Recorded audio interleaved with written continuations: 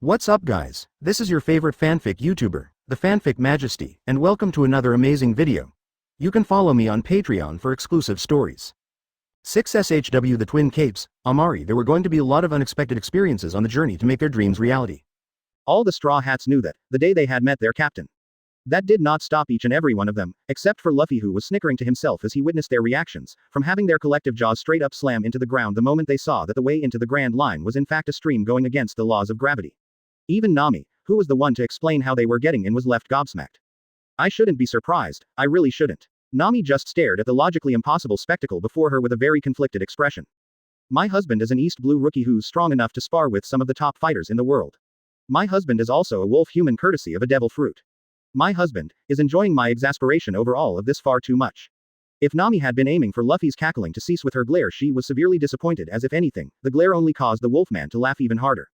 Zoro, who'd recovered the fastest, turned to Nami, who was just about ready to strangle their captain with a deadpan expression.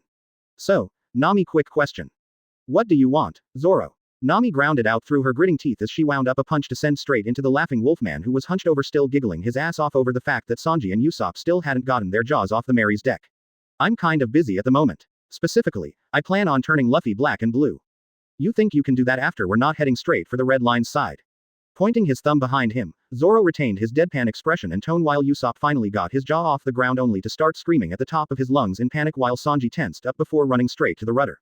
I got time to wait. What? The first mate's words registered in the navigator's mind just in time for her to quickly spring into action, and the threat of his crew actually dying finally got Luffy off his ass and straight back into a state of seriousness. Usopp, fold the sails and lock them in. Zoro, you go and help Sanji get us back on track. 37 degrees to the right stat. Luffy, hearing his name being called, the Wolfman turned to his wife with an inquisitive look. Quote, ... I don't suppose you could break us in. Luffy just stared at her with a half-lidded gaze that just screamed, you're kidding me, right? With how stupid your abilities, I thought it was worth a shot. Anyway, just stay at the forefront, and in case we come close to hitting the rocks, try pushing the Mary away from it. You can definitely accomplish that. Nami was not disappointed this time. Like I was a ballooned up rubber idiot. Luffy snorted at the imagery of himself being a bouncy rubbery happy-go-lucky dumbass. That won't be hard. Wanna see it now actually? Without waiting for a reply. Or rather, Luffy took the way she stiffened and was about ready to scream as the reply. The Wolfman leapt to the side of the Mary and, placing himself in between the Mary and the side of the entrance to the Grand Line, Luffy gently pushed the going Mary away from what would have been instant catastrophe and right back on track, which unfortunately meant that the ship straight up zoomed with the current, leaving the Wolfman to hold on the side of the Red Line lest he fall and be taken by the waves. That was not part of the plan. Moonwalk. Running on air, literally, Luffy raced up the mountain to catch up to his crew, two of whom had run to the back of the going Mary to see if he'd at least got back on or was hanging on for dear life. Damn it. A bastard like that won't go down that easily. Zoro growled in frustration as he looked down the ship's backside, only to find no Luffy there or any sign of him elsewhere. The Wolfman, who'd seen the opportunity to be an asshole, having rushed past the Mary to end up on the Tangerine Farm Nami had set up after the events in Kokoyashi Village, smiled down cheekily at his first mate and, well, first mate. Are you only now realizing how awkward that sounds? Seriously, just now? Shut up, douchebag. While the vice captain, happy, was still keeping an eye out for him, his navigator had ended up just standing on the edge. Frozen stiff like a statue, Nami slowly turned towards her Tangerine Grove, where she found Luffy smiling down on them. For a moment she seemed relieved, but the feeling only remained in her eyes for a few moments before her left eye began twitching and a tick mark pulsed on her temple. The chilling aura of heart-stopping, bone-rattling rage had even the infamous pirate hunter Oronoa Zoro freezing like a deer caught in a trap made by three very insatiable carnivorous brothers. The fact that the aura wasn't even targeted at him made it all the more terrifying for the former bounty hunter who, when their eyes met, could only say one thing to his pale-as-snow captain. It was an honor to serve under you, Captain. Zoro said with a salute, ignoring the betrayed expression on his captain's face as well as the accusation of being a coward. Before the navigator of the Straw Hat Pirates could pummel her captain for his very insensitive and overall horrible sense of humor, she and every other Straw Hat present found themselves clutching their ears in pain as the sudden roar. Cry. God, I haven't even gotten the blessing yet and it's already killing me. Whatever it was loud and thus it was very, very painful. When it came to an end, the three ran back to the front of the ship where the navigator could only curse to every deity she knew of as what appeared to be a massive island lay smack dab in the middle of the current, leading the Mary into the Grand Line. This wasn't in the map or any of the information given by the people back in Logatown. How does nobody remember there being an island here? Because it isn't an island. Luffy was filled with dread as he realized just what he was looking at, and what would have to be done in order to keep Mary from crashing into the damn thing. Nami, you can hit me later, but for now I've gotta do something really stupid. Stupider than what you've already been doing in this chapter. The navigator cried, only to be met by the resounding screams of Zoro, Usopp, and even Sanji, though the last one had the littlest amount of bite in his reprimanding. We have a bigger issue at the moment, Nami. This isn't the time to do that. Don't tempt fate, Nami-chan. Disregarding his crewmate's plight, Luffy decided to just rip the band-aid off now and let them know exactly what they were heading towards. Fantasies about strangling me later. For now, focus on trying to slow the ship down before we end up crashing right into that whale. The other Straw Hats froze momentarily as their brains processed what their captain had just said, and with another ear-splitting cry from the whale, they sprung into action. Usopp, Sanji, get to the helm and start swerving. It'll be a bumpy ride, but it'll give Luffy time to do whatever he has planned. The cook and the sniper nodded and ran to the rudder. Zoro, I can't believe I'm saying this. Any chance you could cut the whale in half? Zoro turned to face the whale, who was still fast approaching with a grimace. Considering it's practically the size of a galleon, I can't. Any ideas on how to slow the ship down? Nami asked, practically begging the swordsman to come up with something. In the past few minutes alone, the Going Merry had almost crashed into a cliff face. Luffy had almost been left behind, and now the ship was about to crash into a random whale who decided to let out another cry. The worst part of this whole situation was there wasn't anywhere to pass by the whale without running the risk of getting sandwiched by it and the damn cliffside. Would you please shut the hell up, you? Oh god, the whale's swimming towards us as well? Snapping his head back to the whale, Zoro found that the beast was, in fact, swimming against the current and thus, heading right towards them. Luffy, whatever you're planning, do it, now. As the massive creature's shadow loomed over them all, Usopp passed out in the process with foams bubbling from his mouth in fright. Another loud sound had their ears ringing. Instead of a whale, however, it was the roar of cannon fire. Wait a minute. Did you just shoot the Gwug? If the Straw Hats thought the whale had been loud before, they were severely mistaken. Evidently a cry out of pain was louder than whatever the previous cries had been made for. Fucking slimy, barnacle-infested, ugly ass, fish biscuits. What the hell were you thinking? The knockback from the cannon fire had slowed the Merry down significantly, considering Luffy had all but emptied the bag of gunpowder to increase the power of the explosion. Unfortunately, that also meant the whale, who had likely zero idea that they were there before, was now very much aware of them, and very much ticked off. Now Luffy would have responded, but there were two things that had both him and the crew tongue-tied at that moment. The first being the rather unique choice of words the navigator had used to express her anger. Considering they were all connected to aquatic creatures, the crew had a pretty good idea who or what had inspired it. The second thing that had the crew speechless was the fact that the sky could no longer be seen. Particularly because of where they had ended up going as a result of the massive whale crying out in pain, leaving his mouth wide open, and the current still pushing the Merry down the red line, straight into the beast's mouth. Well, this bites. Seeing the insides of an animal was a very different experience from seeing the insides of an animal. Though that should have gone without saying because, well, I mean, who's ever been able to see the insides of an animal while actually being inside of one? Oh, and you know, alive and well. People have probably been able to see a similar view, when they were being eaten alive and, assuming they were still conscious, so pumped full of adrenaline that they struggled till the end. It was inner monologues like these that left Luffy wondering just how skewed his childhood had been, that he was able to take in being eaten by a massive whale as if it was as much of an inconvenience as making a mistake in one of Makino's etiquette exams. Hell, even slip-ups in his older sister's exams left him with more anxiety than he was now in this situation. Anxiety was on high levels amongst his crew, who were running around the ship on Nami's orders. Zoro and Sanji steering the ship on the navigator's orders, lest the Merry end up being veering out of control, and Usopp helping her keep an eye out for any debris that may end up damaging the ship. Well, there is something that could damage the ship. Though it's more likely going to end up RO. Luffy's musings were cut short when he felt the presence of a relatively powerful individual roaming the beast's stomach. Walking to the front of the ship, Luffy concentrated on spreading his range of observation while his crew did their best to keep their ship afloat. Nami had noticed the disappearance of his immaturity and tensed, wondering why it had gone so abruptly. Expanding her own range of observation, Nami felt the presence of a strong individual deeper into the whale's digestive tract as well, but she snapped her head upwards, taking note of two more individuals. Substantially weaker, but one of them was also, God, where to even begin? Luffy, what? Confliction, anguish, rage, regret, fear. If you can pick up on emotions as well, then your talents lean more towards observation hockey than I thought. Luffy glanced at his wife from the corner of his eyes without turning away from the light. They were fast approaching. We'll deal with them later. For now, welcome to the stomach.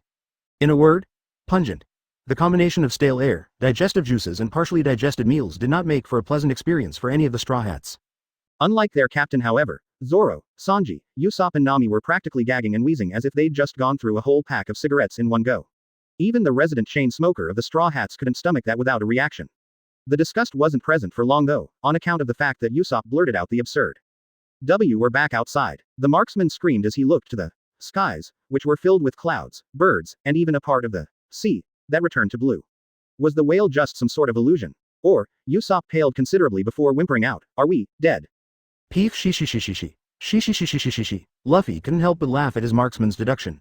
Oh, where to even begin addressing just how dumb the conclusion Usopp came up with, the fact that the birds were actually. Usopp, you do realize the birds aren't moving, right? Even the clouds are stationary. Nami rolled her eyes in exasperation as Luffy returned to his assholey self. Honestly, of all the ways to begin their adventure on the Grand Line, Having to deal with Luffy being in the mood to be the biggest douche was definitely getting on her nerves. She loved him and had found his douchiness amusing and endearing, but only when it was directed at their enemies, or at the very least inappropriate situations. Mind explaining why you've been such an ass today? Still riding that high from being able to screw over Alvida and Big Nose back on Logatown? Sanji's guess was on the money as Luffy ended up laughing harder, probably recalling how the captain of the buggy pirates was still twitching with smoke coming out of his mouth even as he was hauled off by the Marines. Sadly, Alvida, with the help of her newly acquired powers, managed to slip away from the scene along with a significant number of Buggy's crew to boot. Moving to light his cigar, Sanji paused when he noticed Zoro tensing and reaching for his swords. Cursing himself for letting his passive observation deactivate, Sanji quickly turned it back on, but alas, he was too late. Whoosh! Bursting through the water's surface came a great king squid. The cephalopod, easily twice as large as the Going Merry itself, approached the Straw Hats, its massive tentacles wiggling around imposingly. The squid seemed to revel in the screams coming from the ship. Yes. Fear me, pathetic Tengu. The squid appeared to be loving the horror he was inducing in the one sailor. Blinking in confusion, the great king squid's erratically wiggling tentacles slowed as it actually paid attention to the crew for once and, with the exception of the Tengu who was openly screaming and the busty orange-haired lady who looked like she was frozen in fear, although her half-lidded gaze seemed more akin to the reaction of someone who'd seen something very underwhelming, the other three men on the ship looked at him, hungrily. Hey Arrow Cook, I once heard that wild catfish are better than farmed ones. Not only because of their taste but their size.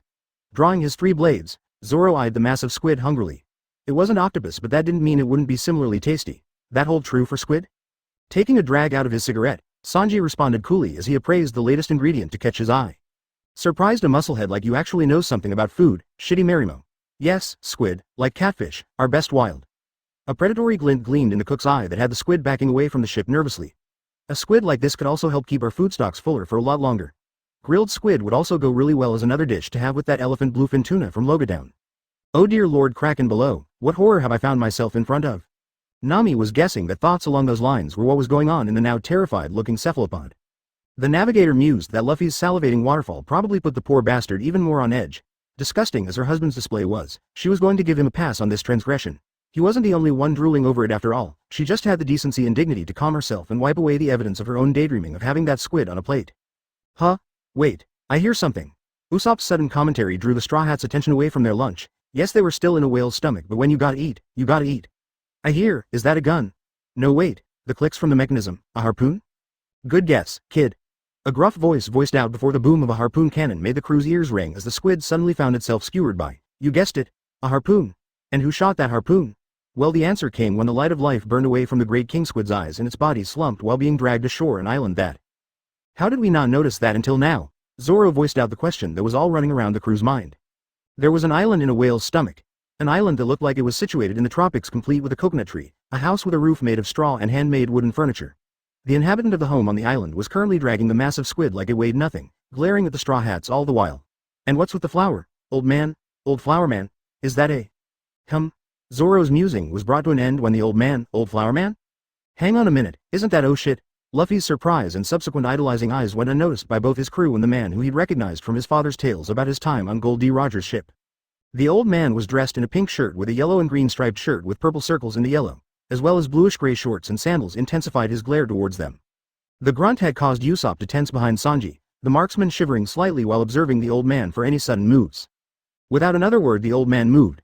He walked slowly to the side of the island, never once breaking eye contact with the Straw Hats who glared back with equal intensity, although some were a bit more nervous than others, and one who was just grinning excitedly at the old man, unfazed by the glare in the slightest. The tension caused by the stare-down between the old flower man and the Straw Hat pirates was so thick you could cut through it. Then the old man stopped in front of a beach chair and without a shred of hesitation, he sat down and opened the day's newspaper. Say something, you shitty geezer. Sanji roared, figurative flames blazing to life around him, from behind the members of his crew. Luffy slapped his hands over his mouth lest he earn even more ire from his wife because of his amusement over the old man's sense of humor. In response to Sanji's outburst, the old man looked up from his paper with an even tenser glare prompting Usopp to open his mouth. We aren't afraid to fight, you hear me old man? We got cannons and I got a bow and arrow and I know how to use it. Usopp's feeble attempts at putting on a brave face only elicited sweat drops from Nami and Zoro and snickering from Luffy. Shifting his focus to the Usopp, the old man focused his smoldering intensity on the marksman. 5 beats, 1, 2, 3, 4, 5, you better not, kid, otherwise, someone's gonna die. The ominous and zero bullshit delivery of the threat caused Nami to step back and Usopp to, well, let's just say even if the pirate empress was miles away, she'd managed to use her abilities on someone out of fear instead of lust. Oh, just who exactly is going to die, old man? It shouldn't have been possible, but the intensity cranked up even higher in the stare-down between Sanji and the elder. 5 more beats and then. Me. The man said with the same utmost seriousness he had when warning Usopp. You? Sheesh, was it getting hot in here or what? You think you're a funny old man? I'll tear you, eh? Alright, cool it, ya pervy cook. Let me handle this. Zoro coughed into his fist before approaching the front of the Mary to speak to the elder with his best go at a polite smile. Ya mind telling us who you are and what exactly this place is, old man? This old man has got this shtick down pat so well it's practically become an art form. Tell me about it, it's hilarious, it really is. She. Growr. Whilst the inner banter between Luffy and the wolf took place, 5 beats went by, which meant, when asking someone a question, isn't it proper manners to give your own name? The response caught Zoro off guard, who had the decency to look sheepish for a moment. I didn't know he could look like that. Yeah, it's weird. Totally. Point taken, that was my mistake. Sorry. Straightening back up, Zoro rectified his mistake. My name is Roronoa. Only for the old flower man to start talking over him. My name is Crocus. I'm the lighthouse keeper of the Twin Capes. I'm 71 and a Gemini. Oh, and my blood type is AB. I will rip you into shreds, you senile, chunky piece of shit. Shreds? You hear me? Both Sanji and Usopp had to hold Zoro back, mostly Usopp since Sanji was honestly fine with sicking Zoro on the shitty geezer, while Nami sighed in exasperation, wondering why there was another asshole-centric comedian running around. The resident asshole-centric comedian stopped trying to keep it in and cackled over just how well the old man had pushed both Sanji and Zoro's buttons. Honestly, barging into my private resort and then running your mouth like a mafia grunt. TCH, the nerve of you youngsters these days. The old flower man, Crocus grumbled, completely ignoring Zoro's blatant rage being directed straight at him. And as for what exactly this place is, you should already know if y'all got in here, shouldn't y'all? Nami paled considerably as the ramifications of where they were hit her full force. Sir Crocus, as amusing as your sense of humor is for my husband. The navigator gestured in exasperation to a wolfman having trouble breathing as he smashed his fist against the deck, damn near close to pissing himself in laughter. This ship is very important to us and we'd rather not lose it by digestion inside a ludicrously massive whale's stomach. The sooner we get out of here, the sooner my cook, the finest there is, can make us all a great lunch. During which, we'll talk shop. Crocus raised a brow at Luffy's interruption and suggestion while Sanji smirked at the praise only to frown when he realized who he'd be serving along with the crew. Former doctor of the Roger Pirates. You could hear it if a pin had dropped in the silence that followed. No longer was Crocus watching the Straw Hats, most of whom looking like they'd just been zapped by lightning, with a comically intense glare but a gaze of surprise accompanied with the subtle parting of his mouth as his paper slipped out of his hands. Shanks talked about you a lot when he came to my village, Luffy said, taking off his precious hat to present it before Crocus. The old doctor's eyes widened even further when he realized just who had come to his resort. With a flash of a smirk, the old man's intense glaring before talking routine came back full force, causing the wolfman to blink before an excited grin made its way to his face, which quickly turned to horror when Crocus finally spoke once more. Well, if it isn't the anchor himself, you look pretty cocky for someone who once shat himself senseless after eating. Peter Piper picked a pile of pickled pucking peckers. Luffy cut off whatever else Crocus had to say with a very intense blush on his face, and crewmates who all turned to each other slowly, and then Luffy found himself gagged by Nami, tied in ropes by Usopp, and kept seated by Sanji and Zoro who stood by his sides. MMPH. Mumumu. A mutiny? Growr. Shut up, you bastard. Never. Growr. So Crocus-san, before my husband so rudely interrupted, you were sharing some. Nami paused and mused with exaggeration as she hummed thoughtfully. Leverage? No, please Crocus-san, don't say anything. Say everything. Growr hower. A chance to get some dirt on Luffy. We may never get a chance like this again. Usopp excitedly sat by Crocus's seat on the grass like a kid waiting for Grandpa's story time. Shanks, I swear to God I'm going to kick your ass when I see you again. Luffy turned to Sanji, giving the cook his best rendition of puppy eyes. The blonde man was unfazed. Sanji puffed out a few smoke rings before throwing his own 2 cents in. Considering the kind of jokes you were pulling earlier, I say we let Crocus talk. Son of a, snapping his attention to Zoro, Luffy trusted his vice captain, his first crewmate would have his back. The 3-sword style practitioner glanced at his captain with a blank expression. Closing his eyes, Zoro said sagely, a man must own up to his mistakes, Captain. Or in other words, all traces of old man-like wisdom faded when the swordsman's face broke into a cheeky grin.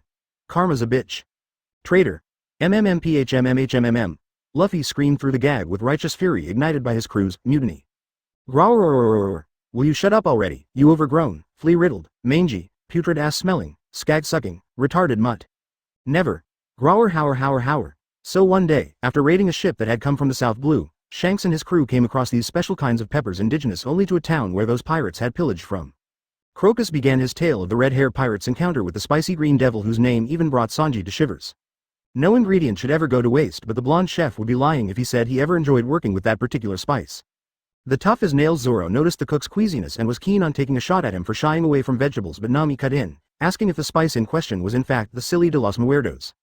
Crocus's confirmation had Zoro keeping his lips sealed as he joined Sanji in looking at Tad Green. Back on track, Sorry for tangent, Shanks to that their pepper back to a little town in the East Blue known as Fuchsia Village, this vicious little critter's hometown. The old Roger pirate gestured to Luffy who had summoned the power he found ridiculous so many times in the past. Vengeful white eyes burning in fury, and while they couldn't see it, the Straw Hat crew and Crocus had no doubts that underneath that gag, the wolfman's teeth had become those of sharks. This greenhorn was quite the manic, insatiable ball of energy apparently, even had a gift for stealing food from others' plates in the time it took to blink. Old Crocus was smiling widely now, gone was his anger at the world, too old for this crud expression. Now the face of a cheeky proud grandpa grinning happily at his grandkids rested on his face. Shanks was quite, no scratch that, is an immature man-child with the humor of evil prankster brats and the mental maturity of a 6-year-old. Achoo. A redhead rubbed his itchy nose with a frown. Someone's talking smack about me. The man glared off to the distance, first towards the Twin Capes, then to Sabaody, before finally resting on where he last heard Whitebeard was sailing. Probably for your mental immaturity. A rotund man with dark red goggles offered while munching on a melon turkey leg. Ya proba oi. Say that to my face, Lucky Roo ID.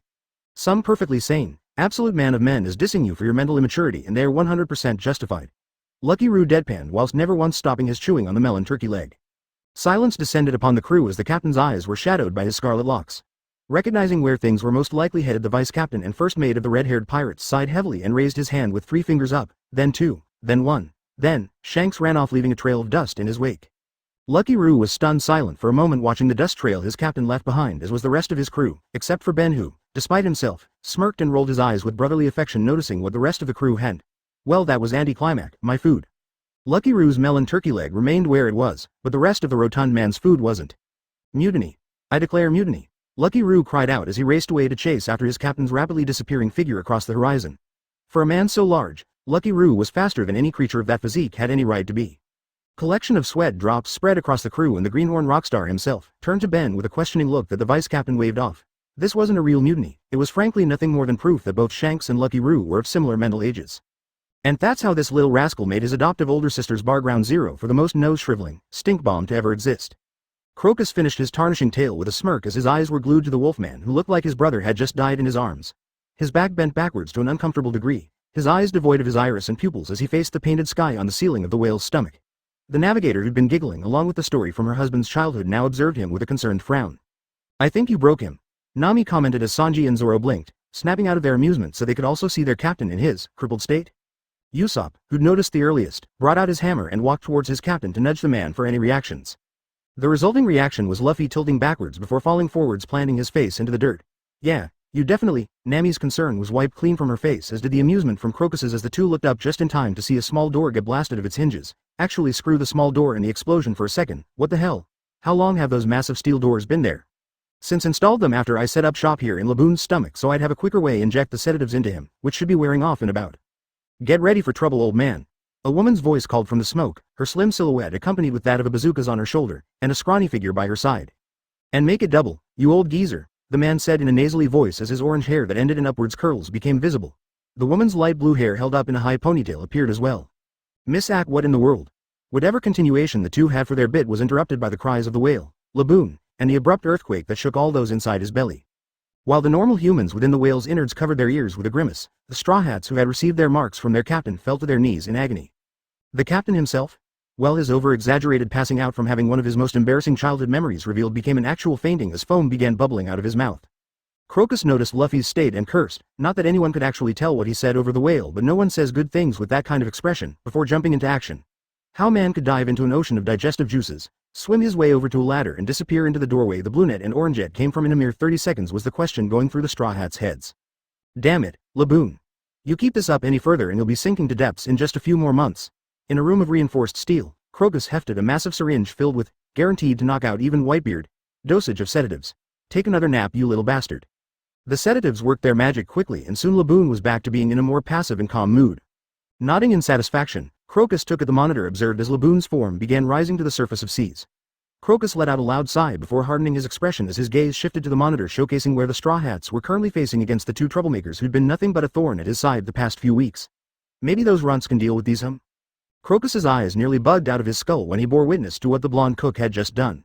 Keeping a hand clutched over his still ringing head, Luffy sat up and glared at the two newcomers by the blasted door.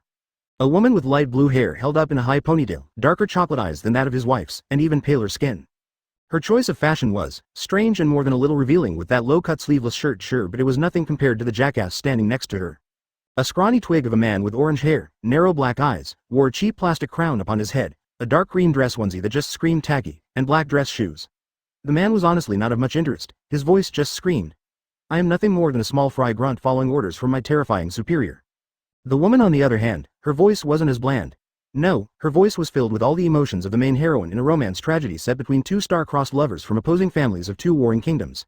It was full of such raw emotion that didn't peg you for someone who had a thing for romance novels, Captain.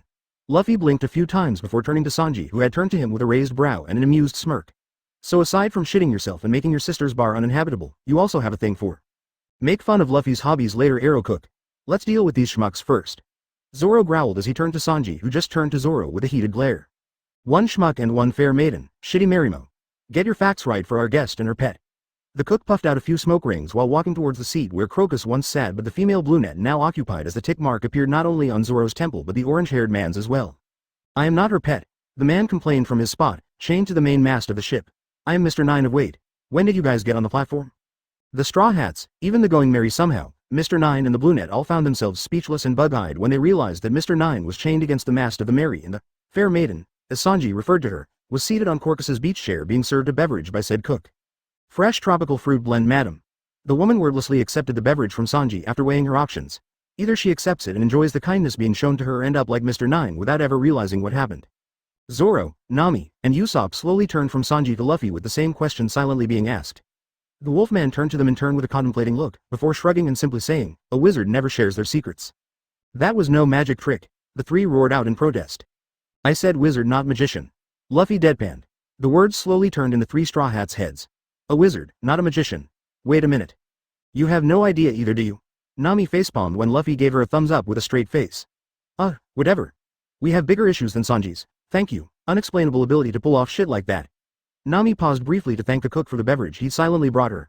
I am guessing those doors are way out, so if you're actually in the mood to stop being an ass, I'd really appreciate it if you went and got Crocus before the Merry. The gates will be opened when we reach the surface, girl.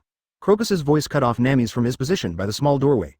The man's focus wasn't on the navigator though, instead it was on Mr. 9 and the brunette, who grit their teeth upon seeing the old man there. As for you two bastards, I believe I made myself clear in the past. No one kills Laboon while I'm here, you understand me? Mr. 9 sneered. Ha, an old geezer like you stands no chance against us. We will have this whale, you hear me? Our whale hunt will not come to an end. Besides, this whale has its days numbered, doesn't it? The woman added, though with a little less enthusiasm as her partner, almost as if she wasn't really wholly on board with killing the whale. If it's on a suicide path, why not just let us take it? At least then it would have some use rather than just rotting in the seabed after succumbing to its continuous but fruitless head smashing against the red line. Crocus was silent over the woman's rather solid argument, but only because she was clearly ignorant of the reasons behind the headbutting of Laboon. You believe Laboon doesn't have a reason for doing this? He's just smashing and scarring his face for fun? It would appear that there's more to the seemingly mindless, insane practice than I previously believed. The woman replied with a much different attitude now. Luffy noted how she seemed to be more regal and respectful in her posture as well. If you would be so kind as to elaborate on just what that reason is, my partner and I will leave the Wahem, Laboon alone, and find something else to hunt for our town to consume. Mr. 9 was left stunned for a moment, but he then scowled. Miss Wednesday. Zoro raised an eyebrow to the woman's name. He hadn't considered much when he heard Mr. 9's name, but coupled with the woman's, this was tickling something in the back of his mind. We were explicitly ordered to?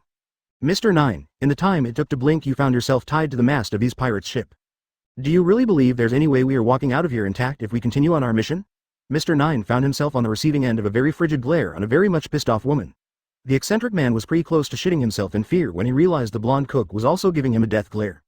Miss Wednesday turned away from the scrawny guy and back to Crocus. Apologies. My partner is not as flexible, or sensible, as I am.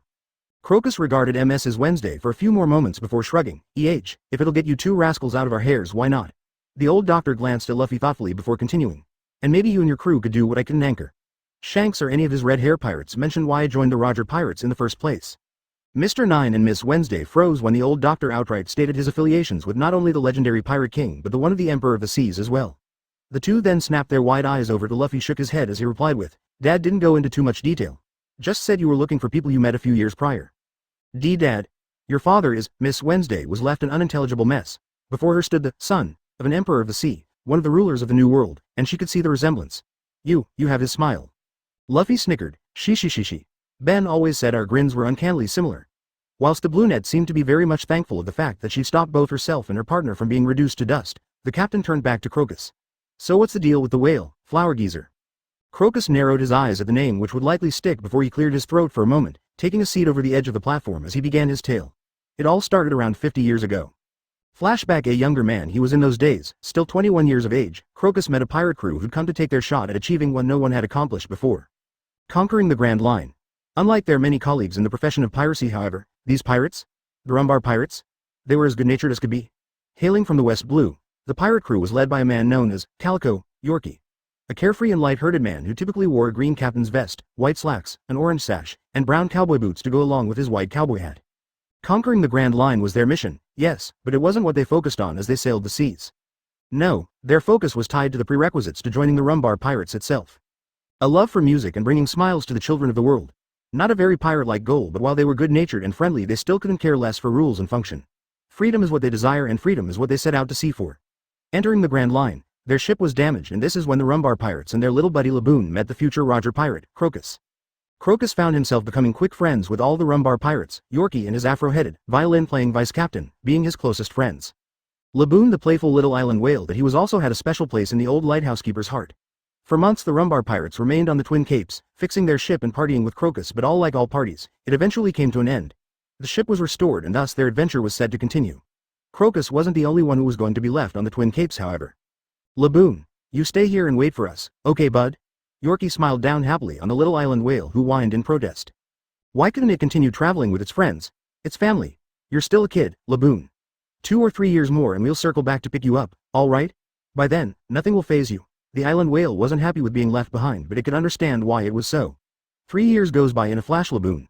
Just hang around with Crocus and we'll be back before ya know it, bud. And so, standing on the edge of the docks, Crocus and Laboon watched as the Rumbar Pirates set sail into the distance. Not knowing that would be the last time they ever saw the music-loving pirates ever again. Flashback: that was 50 years ago. Crocus was bitter by the end of the story, Zoro noted, and the swordsman could tell why. Others on the crew were not so quick on the uptake though. Throughout the tale, Crocus had returned to his island and taken the straw hats through the large steel doors that had opened into a tunnel. Luffy made no comments during the tale and simply sat upon Mary's figurehead with his straw hat shadowing his eyes. A frown had settled on his features when they finished hearing about Laboon's family. Laboon has been waiting for those guys for 50 years. Usopp commented in awe. Pirates who went around spreading the joy of music was a romanticized fantasy anywhere else, but seeing as he was part of the Straw Hats, yeah, Usopp could see them existing. He could also see himself getting along quite well with them. Wondered if they'd be interested in making ballads. Nami frowned and gave Usopp an unimpressed glance as she pondered over things. Specifically, how the story did nothing to explain the whale's behavior against the Red Line. If Laboon wanted to find his family, he was heading the complete opposite direction of where the Rumbar Pirates had headed. Unless Nami's stomach dropped, her eyes snapping over to Zoro, who looked back at her with an emotionless gaze that spoke more than enough. They sure are making Laboon wait though. Usopp offhandedly comments after they exited another pair of steel gates, ones that lead to the outside. 50 years is a heck of a lot longer than 3.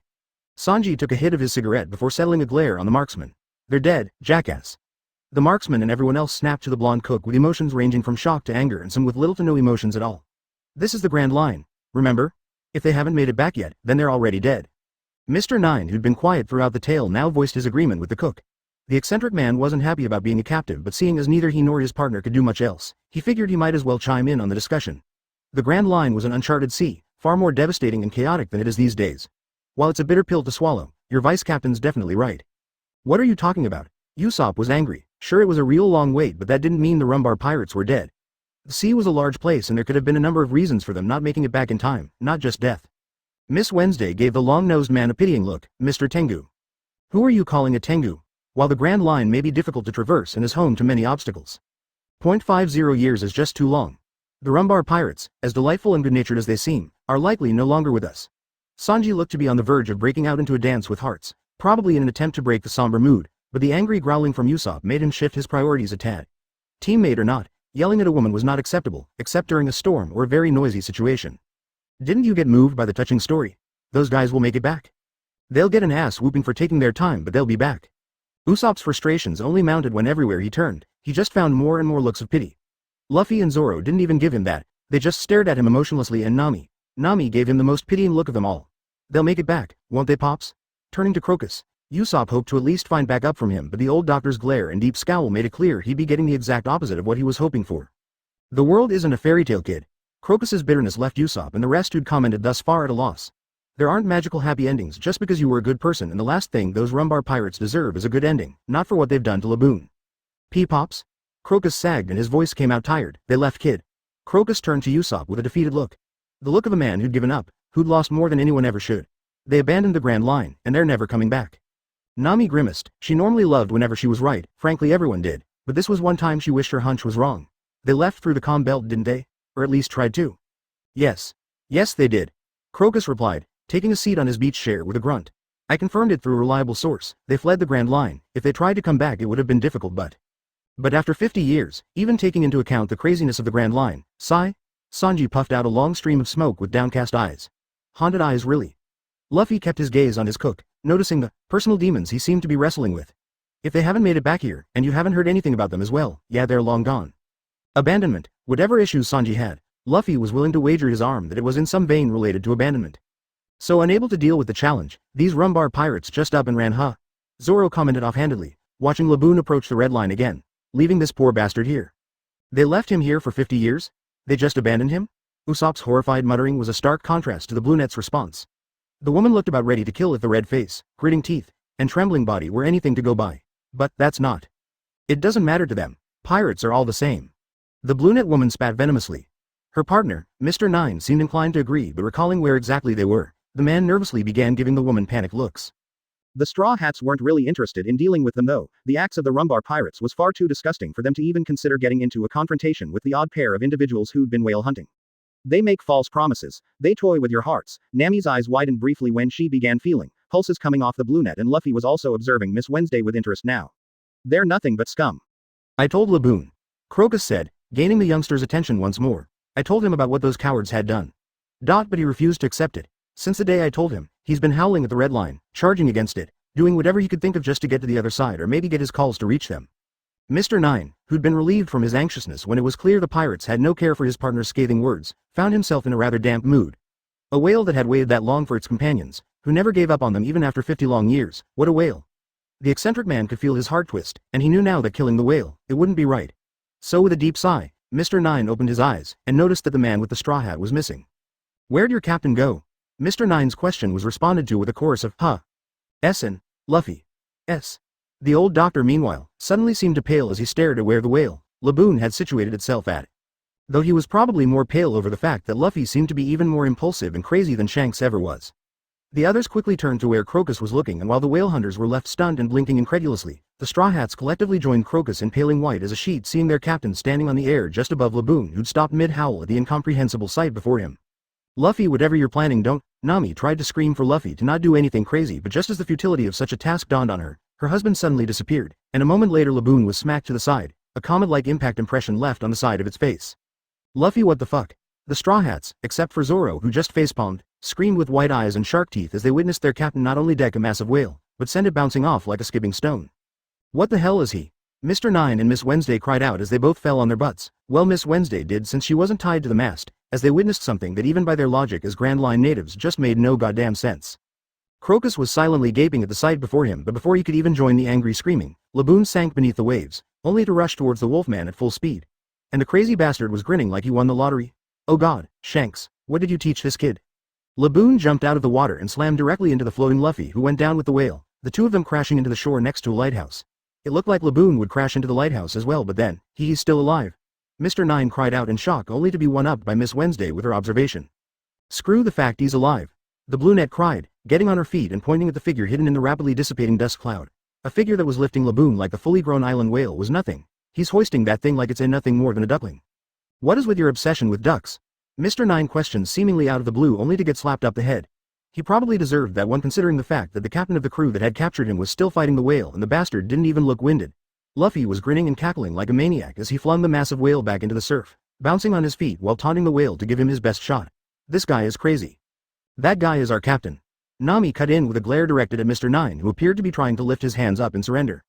For some reason his instincts told him that the orange-haired woman would dish out more pain than the blonde vice captain. Maybe she was the vice captain? And if you think this is crazy?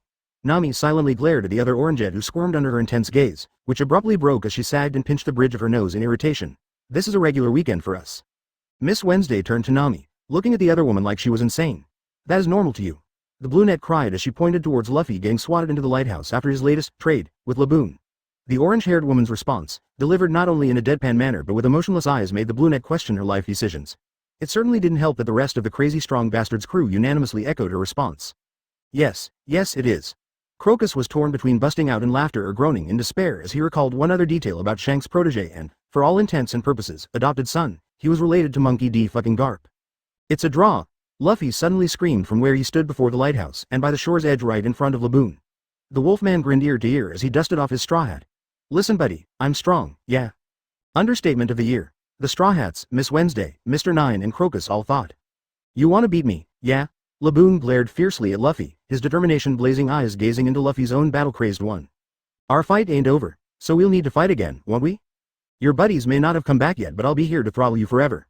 I'll be your rival, and so we'll definitely be busting heads again to see who's stronger. I'll sail the seas of the Grand Line myself, and when I find your friends I'll give 'em an ass whooping before doubling back to throw down with you again. Laboon's eyes watered as the massive whale began to understand what the strange man with the straw hat was proposing. The humans on the side also going into varying degrees of emotions from feeling touched by Luffy's strangely effective way of getting through to Laboon, to genuine respect for the crazy bastard. Luffy grinned ear to ear and chuckled, when I come back, let's fight again. Crocus smiled contentedly as Laboon howled to the skies in agreement. Of course the kid would be just as soft and good-hearted as his grandfather and that red-haired brat. Crocus' smile faltered however as he considered the rest of Luffy's words. Finding the Rumbar pirates, well, despite what he had said, Crocus wasn't able to 100% guarantee that the bastards had really up and left but considering it had been 50 years the likelihood of their survival was non-existent as the blonde stated earlier. Still though, haha, this is the man who aims to succeed your throne, Captain. Crocus mused to himself as he recalled his late captain in his prime. What was it that crazy old coot liked to say? Let's turn the world upside down? Alright. Luffy nodded happily to himself as he inspected his marksman's work. Honestly, if the guy wasn't interested in being a pirate he wouldn't be too shabby as an artist. Nice work, Usopp. Thanks Cap. Usopp sheepishly scratched the back of his head, very much thankful for the headphones he'd actually remembered to put on this time as Laboon also voiced his approval of the Straw Hat's Jolly Roger being painted on his scared head. You also don't think they up and left, Luffy? Luffy grimaced slightly at that but thankfully, Usopp had been whispering and only he had caught the Wolfman's brief flash of displeasure whilst Laboon seemed content with admiring the insignia painted on him. I don't believe they fled but as for them being alive after all this time? I doubt it. Luffy confessed back to Usopp with a somber expression, the young pirate captain sighing as Usopp returned to a depressed air all over again. Hey, chin up mate. At the very least you, me and the rest of the guys can be there for the big guy, Luffy smiled as Usopp's mood lifted slightly and the marksman began packing his cleaning supplies back. Satisfied with his marksman no longer being down in the dumps, Luffy turned his attention to Laboon. Until I get back and we throw down again, you are not, I repeat not going to do anything that would ruin that insignia you hear? Laboon howled back happily in response to which Luffy laughed out happily. Joining Usopp in walking back to the lighthouse where the rest of the Straw Hats, Crocus and the two guests waited. Speaking of the guests. Any thoughts on those two weirdos, Usopp? Luffy had two reasons behind inquiring about Miss Wednesday and Mr. Nine. First was that he wasn't sure what to make of them and was curious for Usopp's, and the rest of the crew's, input. Secondly, the Wolfman wanted to see if Usopp was able to pick up on what Nami and he had from when Wednesday began losing her cool. Usopp took a moment to organize his thoughts before answering his captain, well, like you said they're weirdos. The guy wasn't much of a threat either but the blue-haired chick? Oh, has Usopp leveled up in observation hockey? She's definitely more of a threat. I can't tell exactly why but something about her just puts me on guard. I think it was worse when she was mumbling those things about pirates. Usopp trailed off as he faced Luffy. Is this a test? Yep. Luffy replied blandly, offering his marksman a hand to board the Going Merry. The Wolfman could hear Sanji and Zoro in the pantry, probably getting the food for lunch ready, and see Mr. Nine was down by the shore sitting with Nami and Miss Wednesday. A map on the table between the navigator and the guests. From above them Luffy could sense someone, make that two someone's, observing them but as there was no killing intent being radiated off of them the Wolfman decided to add them to another test later on. You're definitely more perceptive than before. Notice anything else? Usopp accepted his captain's help in getting back on the ship before shrugging in response. You mean aside from the vulture and the otter? Luffy raised a brow and smirked at his marksman who grinned back cheekily. Nothing much, how'd I do? Luffy tapped his chin in thought before snapping his fingers, considering you just got started a little less than a month ago, 7/10. Save for the flying rodents, everything else you perceived was more out of base instinct and intuition than hockey. Context or at least a better understanding of why, Wednesday, Luffy made air quotes as he said the blue-haired woman's name, was rubbing you off the wrong way would have come to you if your hockey was progressing faster. The training is definitely helping since your instincts and intuition are the basis of observation hockey but the latter still needs work. Gotcha. Hockey ain't an easy thing to master huh? Usopp grumbled, annoyed by his barely passing marks. Ain't nobody like hearing they failed a test after all. Even if it was by Luffy's standards. She. You'll get there eventually Usopp. Frankly the progress you've all made is already incredible considering we've barely begun the journey, not to mention your shave technique ain't bad either. Just need to work on your stamina, well a lot actually.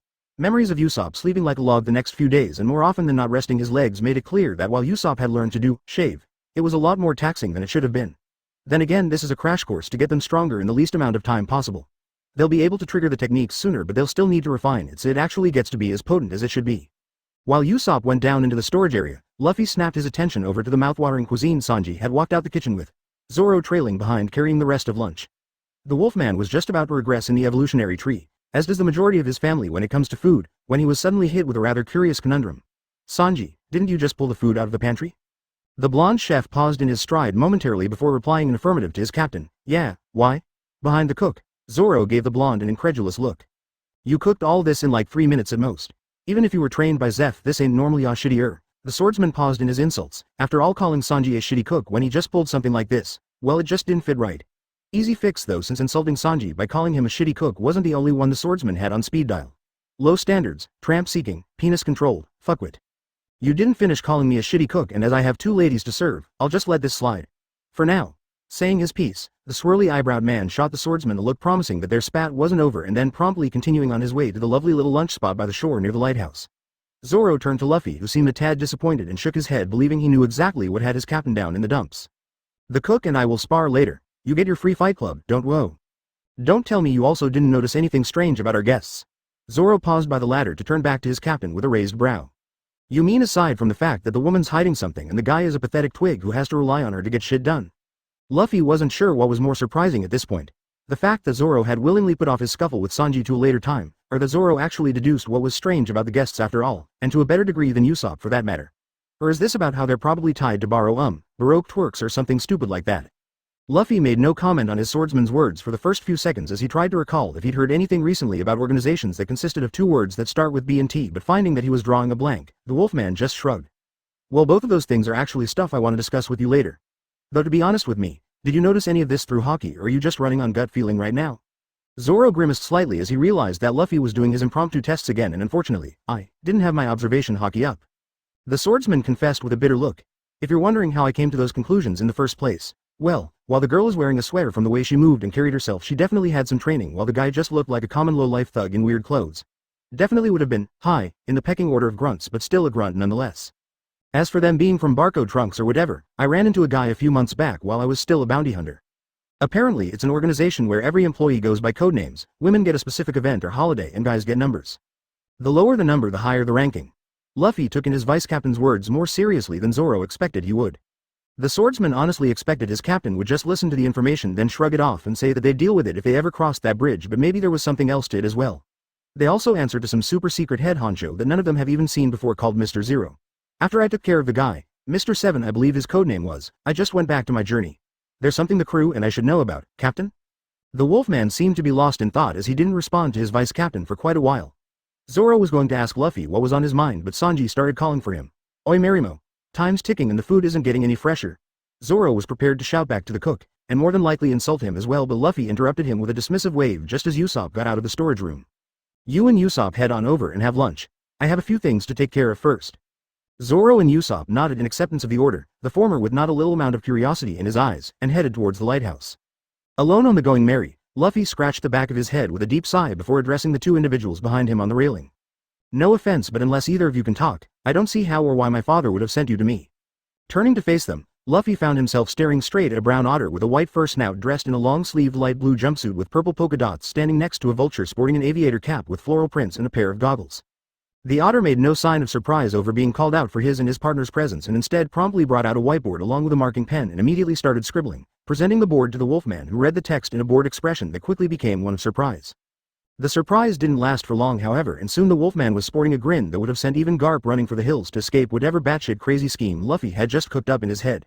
As it was, the otter and the vulture both shuddered and, in their animal speak, vehemently thanked their superior for taking them in instead of leaving them to become likely enemies, or more accurately dinner, for the man standing before them.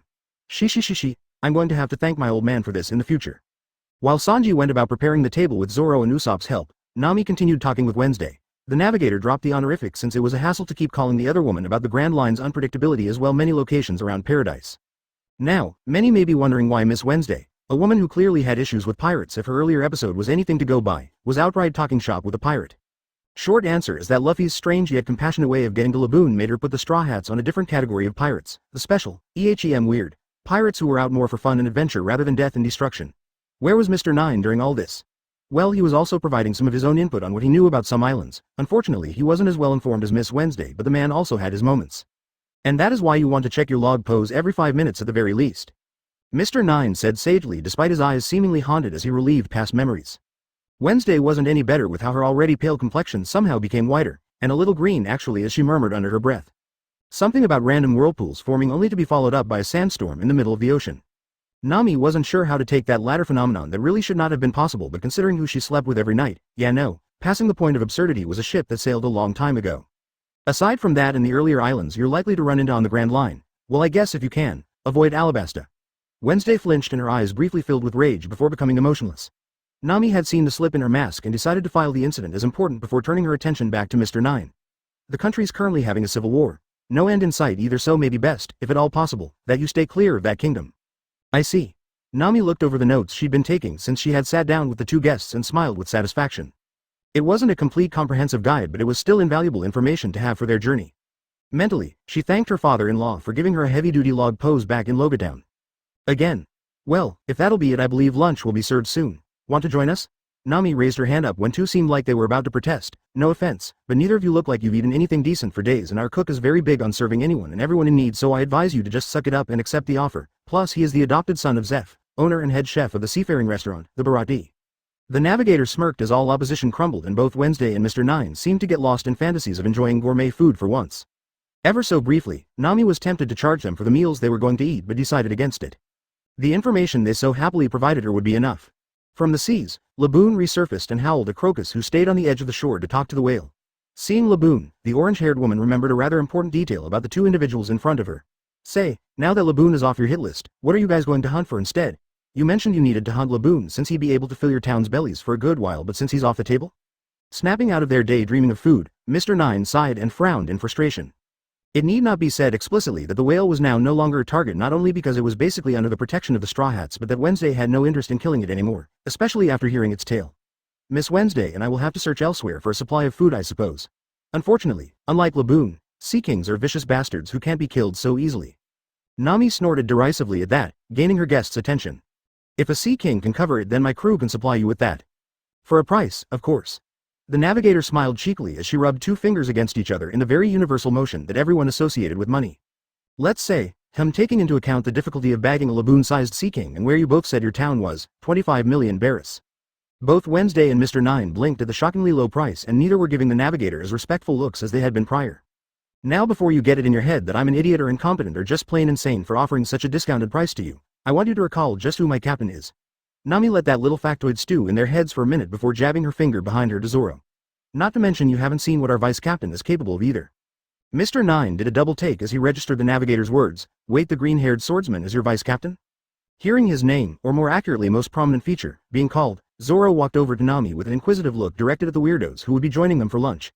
You bozos need something. For his rudeness, Zoro got a half-hearted backhanded slap from Nami and an admonishing look, both of which the swordsman ignored without even flinching. I thought the blonde chef was your vice captain, Mr. Nine blurted out, much to Wednesday's dismay. Much was it to Wednesday's dismay as the woman had, in the few scant moments before her partner opened his mouth, deduced the can of worms that would be opened if they didn't change the topic right then and there. So it was that without missing a beat. Huh. Looks like I'm more fit for vice captain than you are, Marimo. Sanji's cocky smirk was wiped off his face when Zoro made a rather descriptive comment about the cook's package. You picking a fight, Vladophiliac? Bring it, you opportunistic knob gobbler. No one's explained that to me yet. A voice mused as its owner calmly sliced several cuts of the elephant bluefin tuna, plating a generous portion for himself and then a few for his furry, or feathery, friends. You two can deal with the animosity later during sparring. For now, come and enjoy the food before it leaves its most desirable state. The hidden message was not missed by Luffy's crew, and when Wednesday and Nine blinked, it was as if the Straw Hats had been eating on the table family style from the very beginning. Please pass the salad, Zoro. Yeah, sure. Hey Sanji, how'd you manage to cook this so quickly anyway? If you stopped tinkering around so much and paid attention, you might have learned how by now, shitty Tengu. Why do you all keep calling me a scribble? Oh, no worries, good sir. The salad and the fish don't have any carbs, so your keto streak will still be going. Whilst the Straw Hats took the sudden presence of the two critters in stride, Wednesday and Nine did not. The UNLUCKIES. Both the Otter and the Vulture, Mr. 13 and Miss Friday respectively, paused in enjoying their meals to give their superiors A momentary glance followed by a wave with either paw or wing before returning to their meal. Don't just wave hello and go back to eating like this as a regular Sunday brunch. Eesh. You whippersnappers are sizzling grilled Great King Squid. Crocus's eyes lit up in glee as he spotted one of his favorite dishes on the table. The difference between the grumpy old man from earlier and the eager geezer now was shocking enough for even Luffy to give the old man a weird look before shrugging it off and continuing the meal. Words of advice to you too. Taking a moment to address the two dumbfounded individuals with a pitying look, Nami decided to get them at least a chance of being able to eat something before her husband completely wiped the table clean. No one knew how he did it, only that if they paused in eating for even a minute they'd soon find empty plates and a very satisfied Luffy. Grab some of the food before gluttony incarnate eats it all. Wednesday opened her mouth to protest the strange turn of events further, but the hand of her comrade on her shoulder gave her pause. Turning to Mr. Nine and seeing his tired, resigned expression, Wednesday sighed heavily before she and Nine took their seats on the table as well. Their solemn mood was not there for long, however, as the moment they took their first bite, the two were taken back to memories long repressed but memories held dear as well. Sanji was very familiar with the expression of people's faces whenever his food brought them back to happier times, simpler times, and while the cook was very pleased with what he'd accomplished, he was also a tad bitter deep down. Not that anyone noticed though. Anyone but the cook's captain, that is. Luffy narrowed his eyes at his chef for what felt like the millionth time since they'd met. So it's related to your life as a chef as well. Wednesday and Nine's anxiety was quite obvious even to those not giving them deadpan expressions. The Unluckies, as the Otter and Vulture duo had been referred to as, had pointedly ignored the two of them for the entire duration of their stay on the Twin Capes thus far. 13 and Friday were spending more time back on the pirate's ship with the captain of the Straw Hats rather than their colleagues. You guys okay? You've both been staring at the butterball turkey and sea rat like a ticking time bomb since lunch. Nami, finally having had enough of their jittering across the table from her, decided to just bite the bullet and call them out on their behavior. The navigator also pointedly ignored the indignant squawks and squeaks sent her way, accompanied by the noise of furious scribbling and Luffy's snickering. You also haven't said where we were dropping you off with a Sea King to substitute for Laboon. Wednesday apologized to Nami wearily, still on guard as she kept the Unluckies in her peripherals. Forgive us for the nervousness, it's just that, well, those two being somewhere usually means failed agents being killed off, and seeing as we aren't anywhere close to achieving our mission. Aside from that, the Unluckies being amiable with anyone is, well, it's certainly not a normal sight. Nine added his own 2 cents on the matter with a slight shiver. Nami raised a brow at their responses as her instincts began telling her that these two were probably not the kind individuals she wanted to tango with. For one, whatever organization they were a part of clearly had no qualms in killing their employees whenever it suited them, and for another, the shit-eating grin on her beloved's face as he stared at Wednesday was putting the navigator off more than just a little. She wasn't jealous over Luffy staring at the other woman. Oh no, Nami had spent more than enough time with Luffy to know that whatever secret Wednesday had on her, it was juicy, thrilling, and more than likely insane enough to pique his interests. The Unluckies, as you refer to them, have just been giving me the directions to where to drop you two off, as well as a good spot to try acquiring a Sea King on the way. Luffy explained as he jumped off the ship with Friday flying after him and 13 squatting on his shoulder with crossed arms. And was the Otter trying to act like some mafia boss riding his underling? They've also informed me of your circumstances, Amira. Wednesday froze stiff like a log and her eyes snapped to the Unluckies in utter horror. Nami frowned at the display and turned to Nine in hopes of an answer, only for the man to shrug in response, equally lost. I don't even know what Amira means, or what language it is for that matter. Fed up with being kept out of the loop, Nami rounded on her captain with a dark look promising pain if she didn't get her answers. Luffed, what does? It means by the end of this adventure we'll probably have enough berries for you to be able to swim in it. Not missing a beat. Zoro, Sanji, Usopp, I want the Going Merry ready to sail yesterday.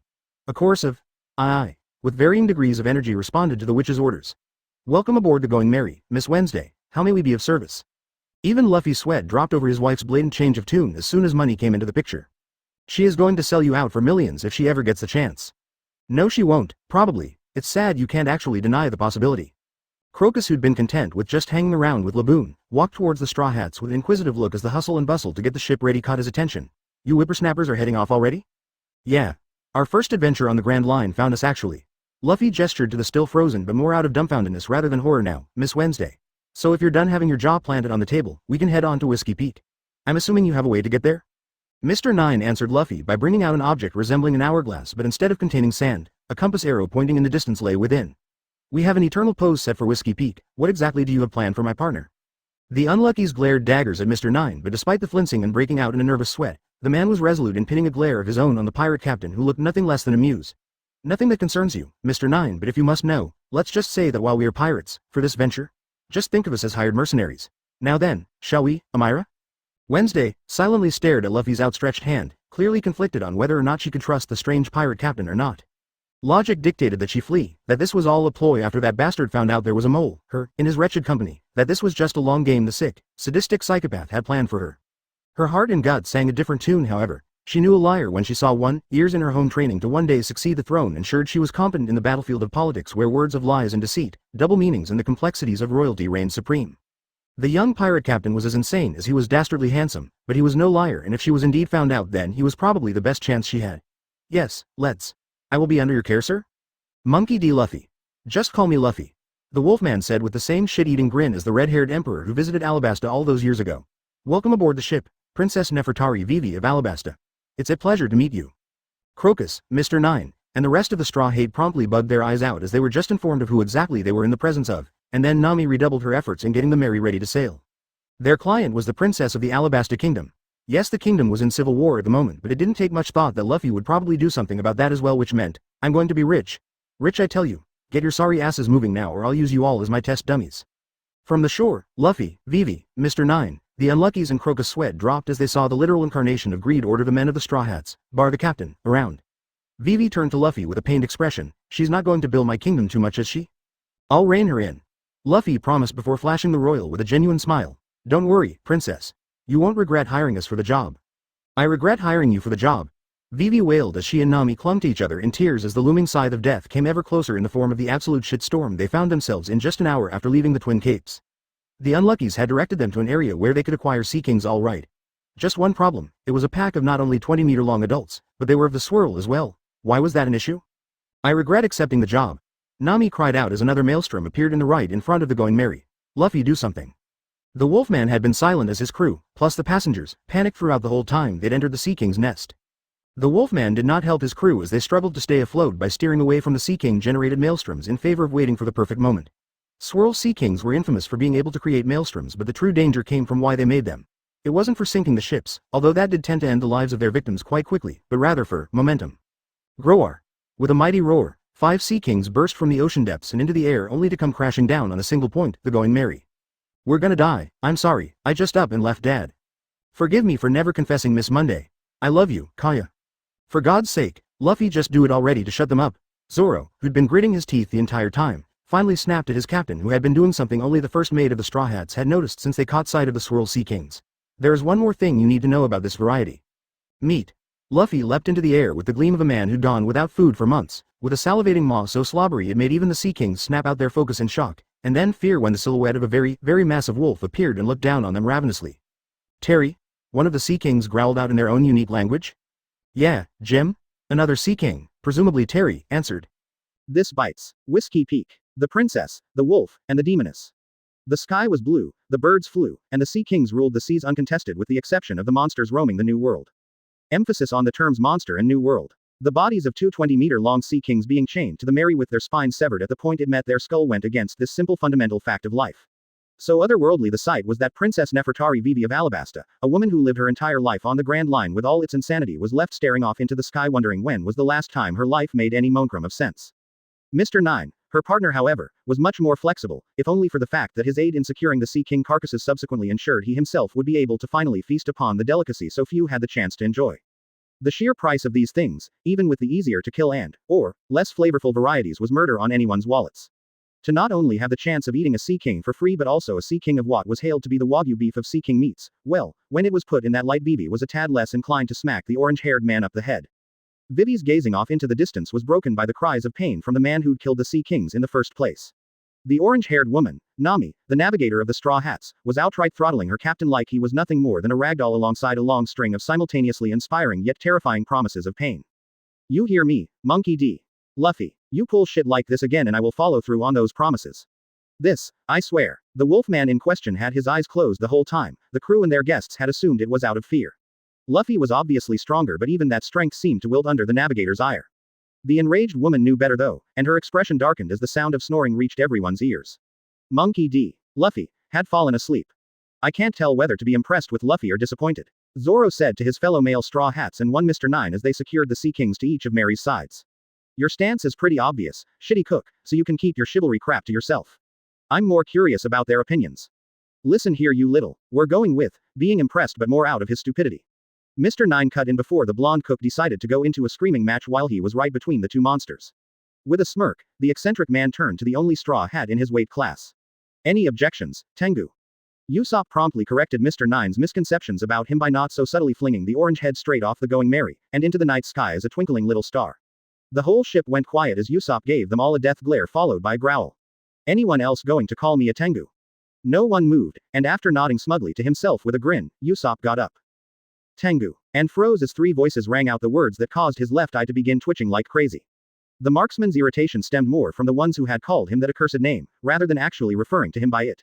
It certainly did not help that the monster trio all collectively eyeballed the marksman daringly, challenging him to do something.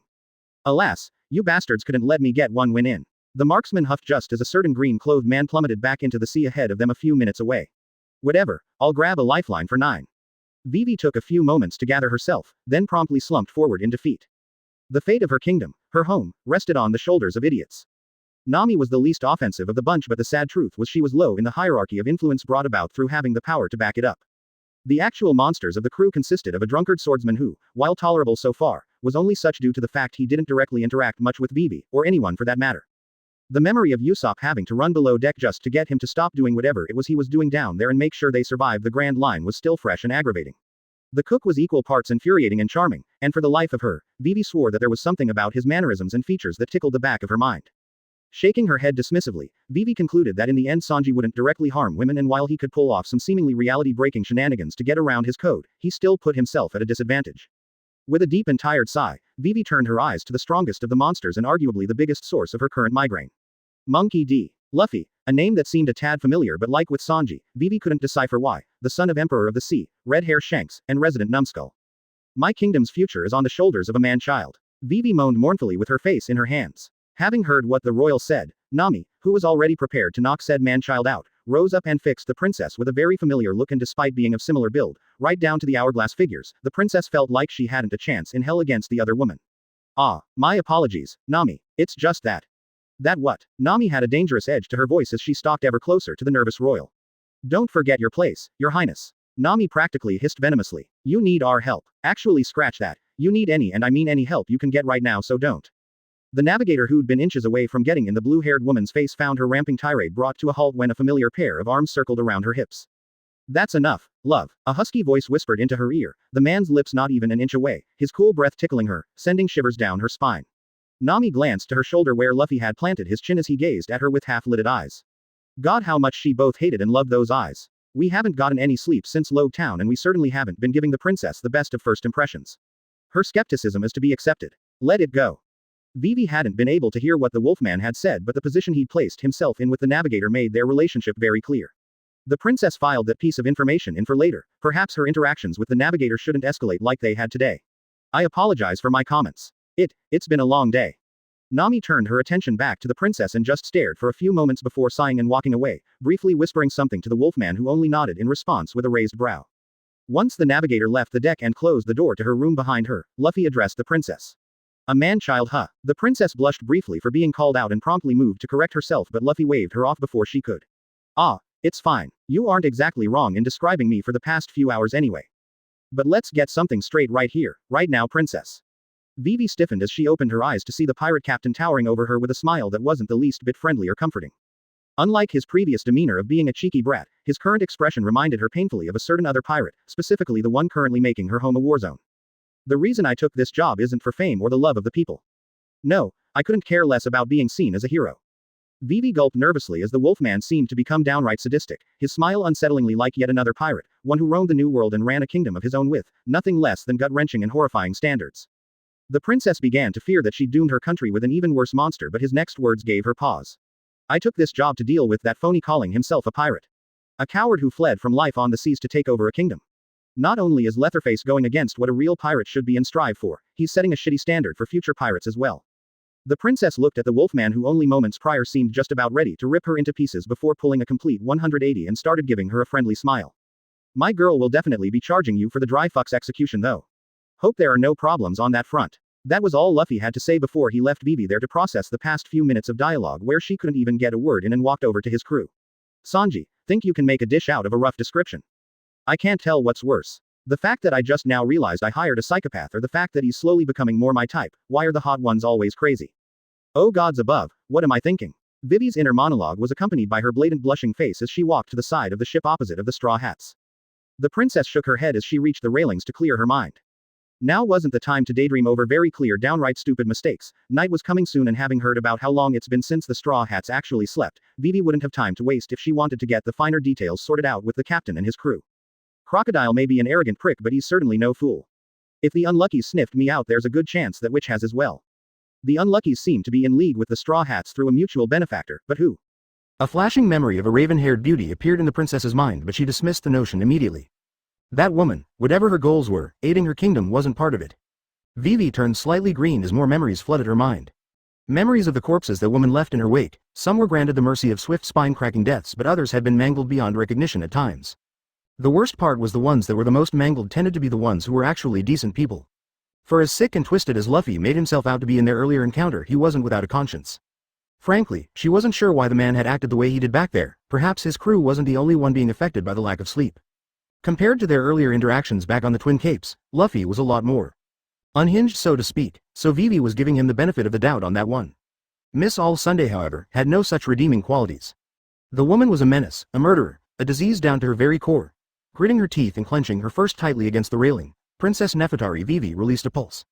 The pulse went unnoticed by any on board except for the Wolfman, who, even as his mind became far less coherent, was still capable of assessing those around him with razor-sharp acuity, especially when it came to those with the potential to become allies or threats. From his spot on the kitchen doorway, Luffy glanced at Vivi at the corner of his eye in intrigue.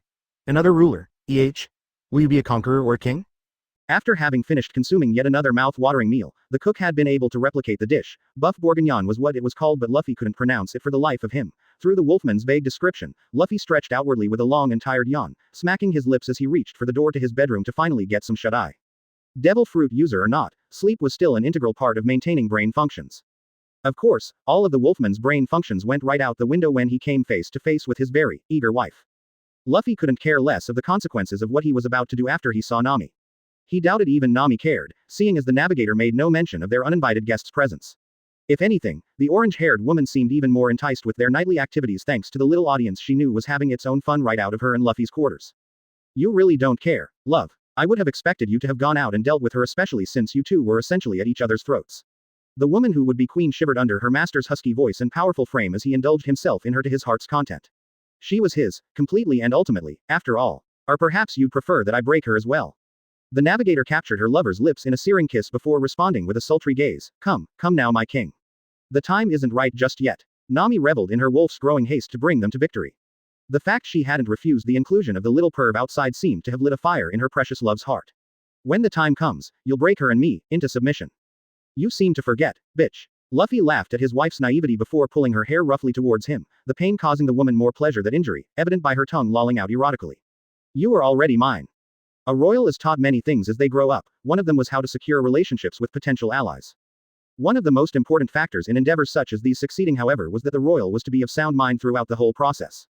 Vivi was very much not of sound mind after she woke up and recalled what she bore witness to the night prior.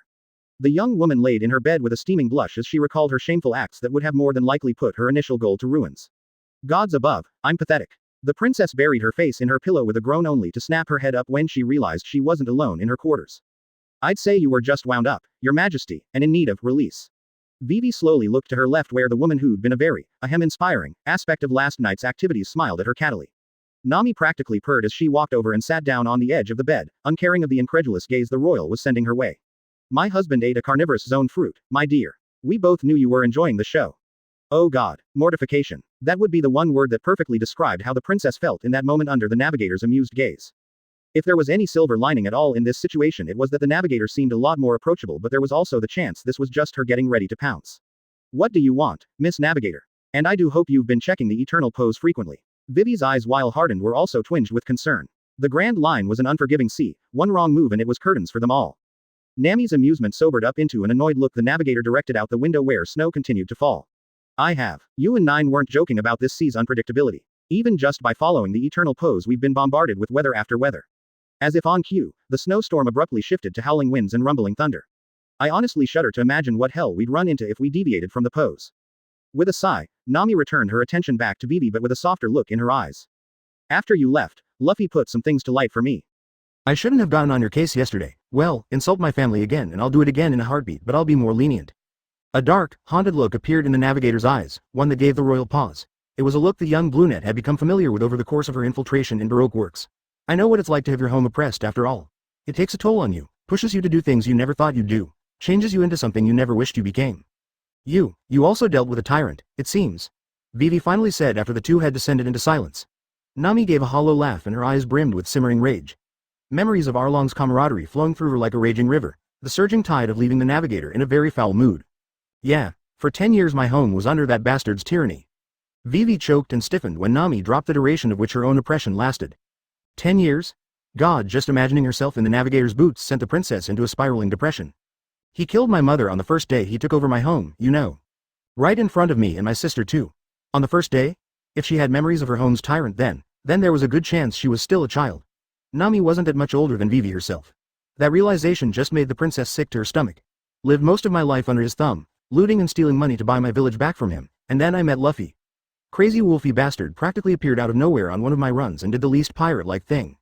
What did he do? Vivi asked, a little curious but more eager to shift topics from the older woman's darker past. A past that the princess hoped never became her future. Took in a poor guy who was forced into piracy and brought him to the Marines, to become a Marine. Nami laughed at the royal's dumbstruck expression before continuing on. The poor bloke's name was Kobe.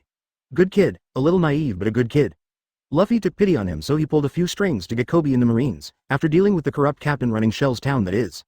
A pirate was able to pull strings with the Marines? Nami blinked in surprise before raising a brow and smirking at the lost royal. Vivi narrowed her eyes at the look she was receiving. What? It's not like you and your crew have been active for very long.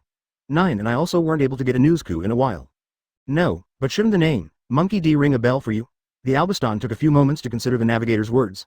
The secret behind Luffy's pull with the government had something to do with his family, presumably his father's side. So who was a well-known, male, Marine with the name of Monkey D? Wait a minute. Figure it out yet, princess. Your boyfriend is related to the Monkey D. Garp, the hero of the Marines? Nami had been giggling earlier, but the fact that Vivi shot out of the bed so quickly that she fell on the floor had her laughing without a care. Why would he be a pirate then? It doesn't. Wait, red hair Shanks isn't. Shanks isn't Luffy's biological father. Nami cut in and clarified for the princess before wincing. Luffy's biological father, Garp's son, well, let's just say that going around saying he was Shanks' kid is a much less dangerous choice than admitting he was related to that man. Vivi looked questioningly at Nami, clearly wanting the navigator to spill, but the Oranget wasn't willing to go into further detail, at least not without a price. Join Luffy and I sometime and maybe you'll find out who the baby daddy is. Vivi's beet red blush and incoherent stammering led to another chorus of laughter from the navigator, who just patted the brunette placatingly. I don't mind sharing, Luffy. Actually no, I do mind a tad bit, but you're fun and more importantly, I think I'll keep that last qualifier to myself. Having said her piece, Nami moved to exit the room and leave Vivi to her thoughts, only for the princess to quickly place herself between the navigator and the door. You need something, Your Highness? 1,000,001 things were running through Vivi's mind at the moment, but she decided to focus on the ones that actually mattered for now. The offers she was being given could be put under consideration later. God help her, she was actually willing to consider such things. No, focus, Vivi, stop thinking about Ga. No, don't picture him. Think of Alabasta. Think of your people. Whilst the royal was having an internal war with herself to get her shit together, Nami's expression darkened as she snapped her attention to the window. It had gotten still outside. No thunder, no rain, nothing. She didn't like that. Vivi, whatever it is you have to say, it can wait. The weather outside's become too quiet to be normal. Nami went around Vivi and quickly ran out the door, only to have her wrist caught by the princess, who looked like she finally got her shit together. A man with long white hair that ends in curls is waiting for me on Whiskey Peak alongside my partner Karu. Raise whatever hell you may need to on the island, but keep those two out of harm's way. They joined me in infiltrating Baroque works. At the beginning of Vivi's request, Nami's face had been anxious for whatever hell the crew may have found themselves in, but now that she was out and about, she could feel it. The sand in the breeze, the distinct dryness of the air. They arrived.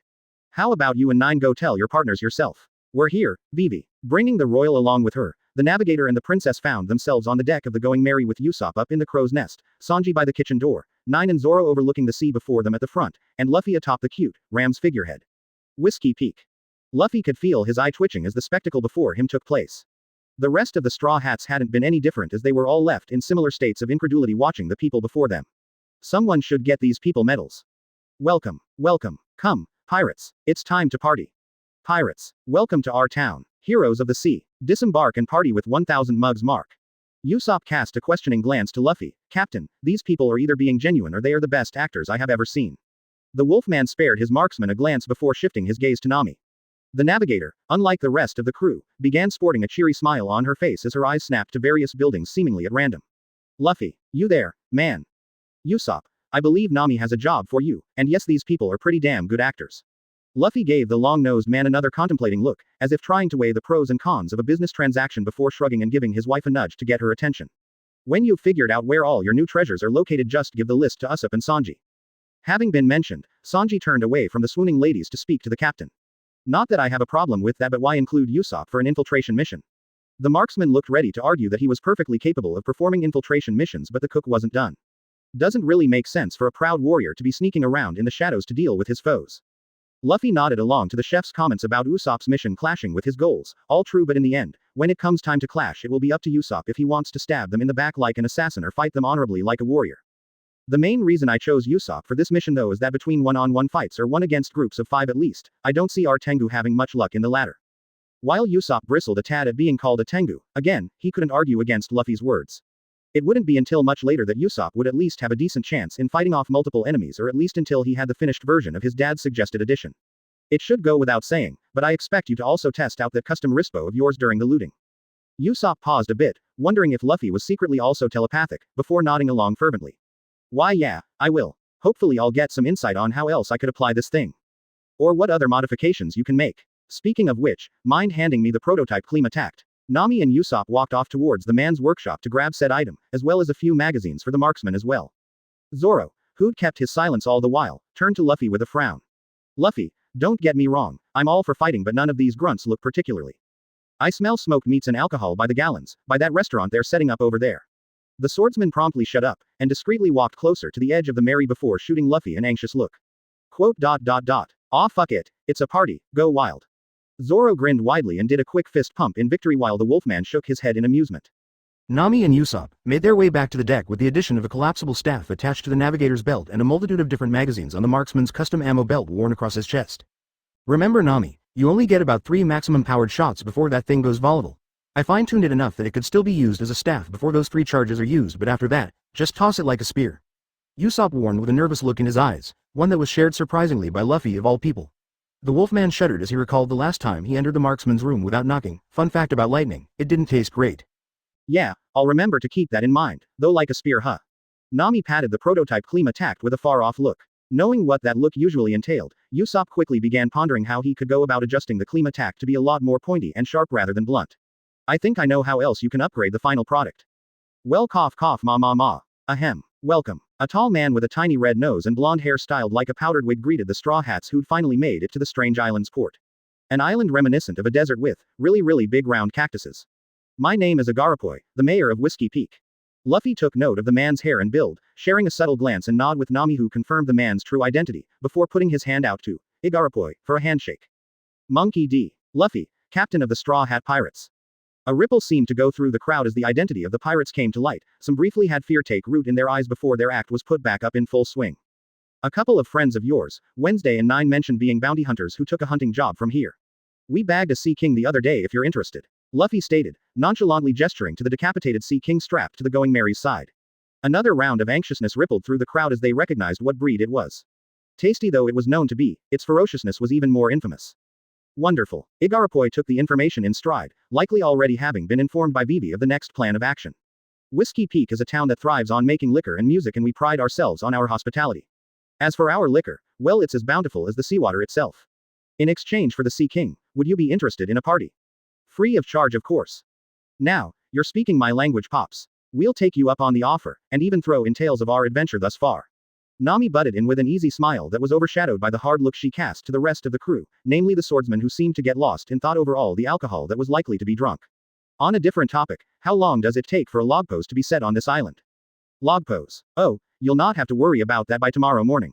Igarapoy said ambiguously, while the people of Whiskey Peak seemed to grin evilly for a moment. The Straw Hat's navigator just smiled thankfully at the response. Now without further ado, let the party begin. The whole island was in cheer as the party began. All the stops were pulled, food and drink was plentiful, and the people all danced, laughed, and ate to their heart's content. Unaware of the battle that would take place only a few hours after nightfall. From their spot atop one of the highest points on Whiskey Peak, the Unluckies, Vivi and Mr. 9 watched the festivities proceeding. I'm honestly surprised that you haven't been going against this plan or the revelations of my true identity so far, Mr. 9. Vivi commented honestly to her former partner in crime, who just stared down into the valley, his eyes trained on a muscular woman with dark skin and short red hair.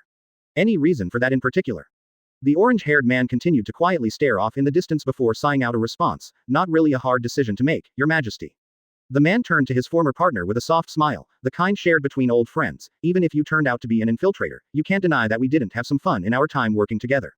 You cannot tell me you didn't genuinely enjoy putting some of the scum we encountered through the ringer. Vivi responded with a light chuckle. I honestly can't. Remember the slime room fiasco? What about the mudslider disaster? Oh, don't get me started. 9. That swine definitely got what he had coming to him. No humiliation was more well-deserved than what that fat pig got. Mr. 9 let out a bark of laughter while the unluckies gave the pair amused smiles. The otter and vulture had borne witness to a lot of those events actually. The mudslider disaster was certainly one mission to be remembered. I may not have a lot to be proud of in this life, but putting that fuck behind bars is one of the highlights. Don't sell yourself short. 9. Eccentrics and bad fashion sense aside, you're a pretty good guy. Vivi gave the older man a friendly sock to the shoulder, to which the man played along with an exaggerated pout and rubbing of the punched area. The mood sobered a bit with the wistful smile that came to rest on the royal's face. I hope you have a good life after his whole ordeal comes to an end. 9. The man didn't miss a beat. I hope the same for you and your kingdom as well, Vivi. Vivi gave the man a grateful smile before her face scrunched up. Say, what's your real name anyway? You know mine, so tell me yours, partner. Mr. 9 rolled his eyes good-naturedly but responded nonetheless, Neen. Vivi raised a brow briefly at his choice of words to deny her before shaking her head with the smile back on her face. Well, I suppose it's probably best if you keep it a secret. I know better than anyone how dangerous it is to be advertising their real name after all. The unluckies both nodded in agreement with the princess's statement. Anonymity was a very important part of their profession after all. The orange-haired man, however, did not share their smile but instead gave them a confused stare. My name is Neen. Neen Clorenson. Silence greeted his revelation, and then. What? Vivi asked with an uncomprehending look. What? Neen asked with much confusion and little heat. What was wrong with his name? It was a wonderful name his mother had given to him. Scribble, what? The otter asked with his whiteboard. Both he and his vulture partner questioned in incredulity. Sanji honestly wasn't sure what to do with himself. To have a veritable harem of women hanging on to his very word, all eager to give him their undivided attention, truly a troublesome situation for any man to find themselves in. So what did he do? Well, the knowledge that these women were really just trying to trick him so they could get to his crew pretty much killed the mood. He loved women, don't get him wrong, but even he had standards and barriers to whom he'd actively pursue romantically or platonically with. However, thoughts of how in the future, many would take into reference how he acted here and perhaps everywhere else women would be used against him. Alas, being a skirt chaser was the only option it seemed. Yes, that was it. The only option. It wasn't like he was actually enjoying the company. Zoro gave the pervy cook an unimpressed look as he downed his 10th glass of Whiskey Peak's prime wine. Nami had roped him into participating in the drinking competition for the grand prize of 100,000 berries, which was what led to him having another mug of wine filled up in front of him as the young navigator was on her 13th. For all of Luffy's concerns over my drinking, I think he should have paid more attention to Nami. The swordsman's sweat dropped when, as soon as someone tried to overtake her lead, she downed 5 more consecutive mugs like they were nothing. God almighty woman, how tough is your liver? And so there I was, in the midst of a great battle against an officer of the Arlong pirates, a fishman of 1,000 battles on the waters that bordered the New World. Luffy tuned out the rest of Usopp's greatly exaggerated retelling of his battle with Chu.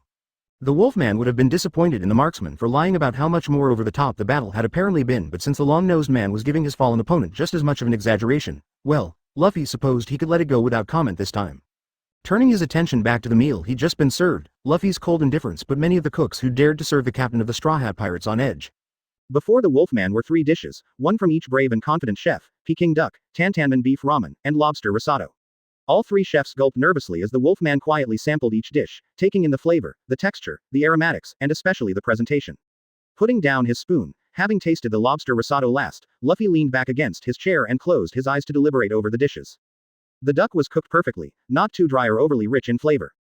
If I had to nitpick, the sauce would have been better utilized for a beautiful presentation had it been dashed across the plate, and the proportions of the duck here are far too generous for my liking.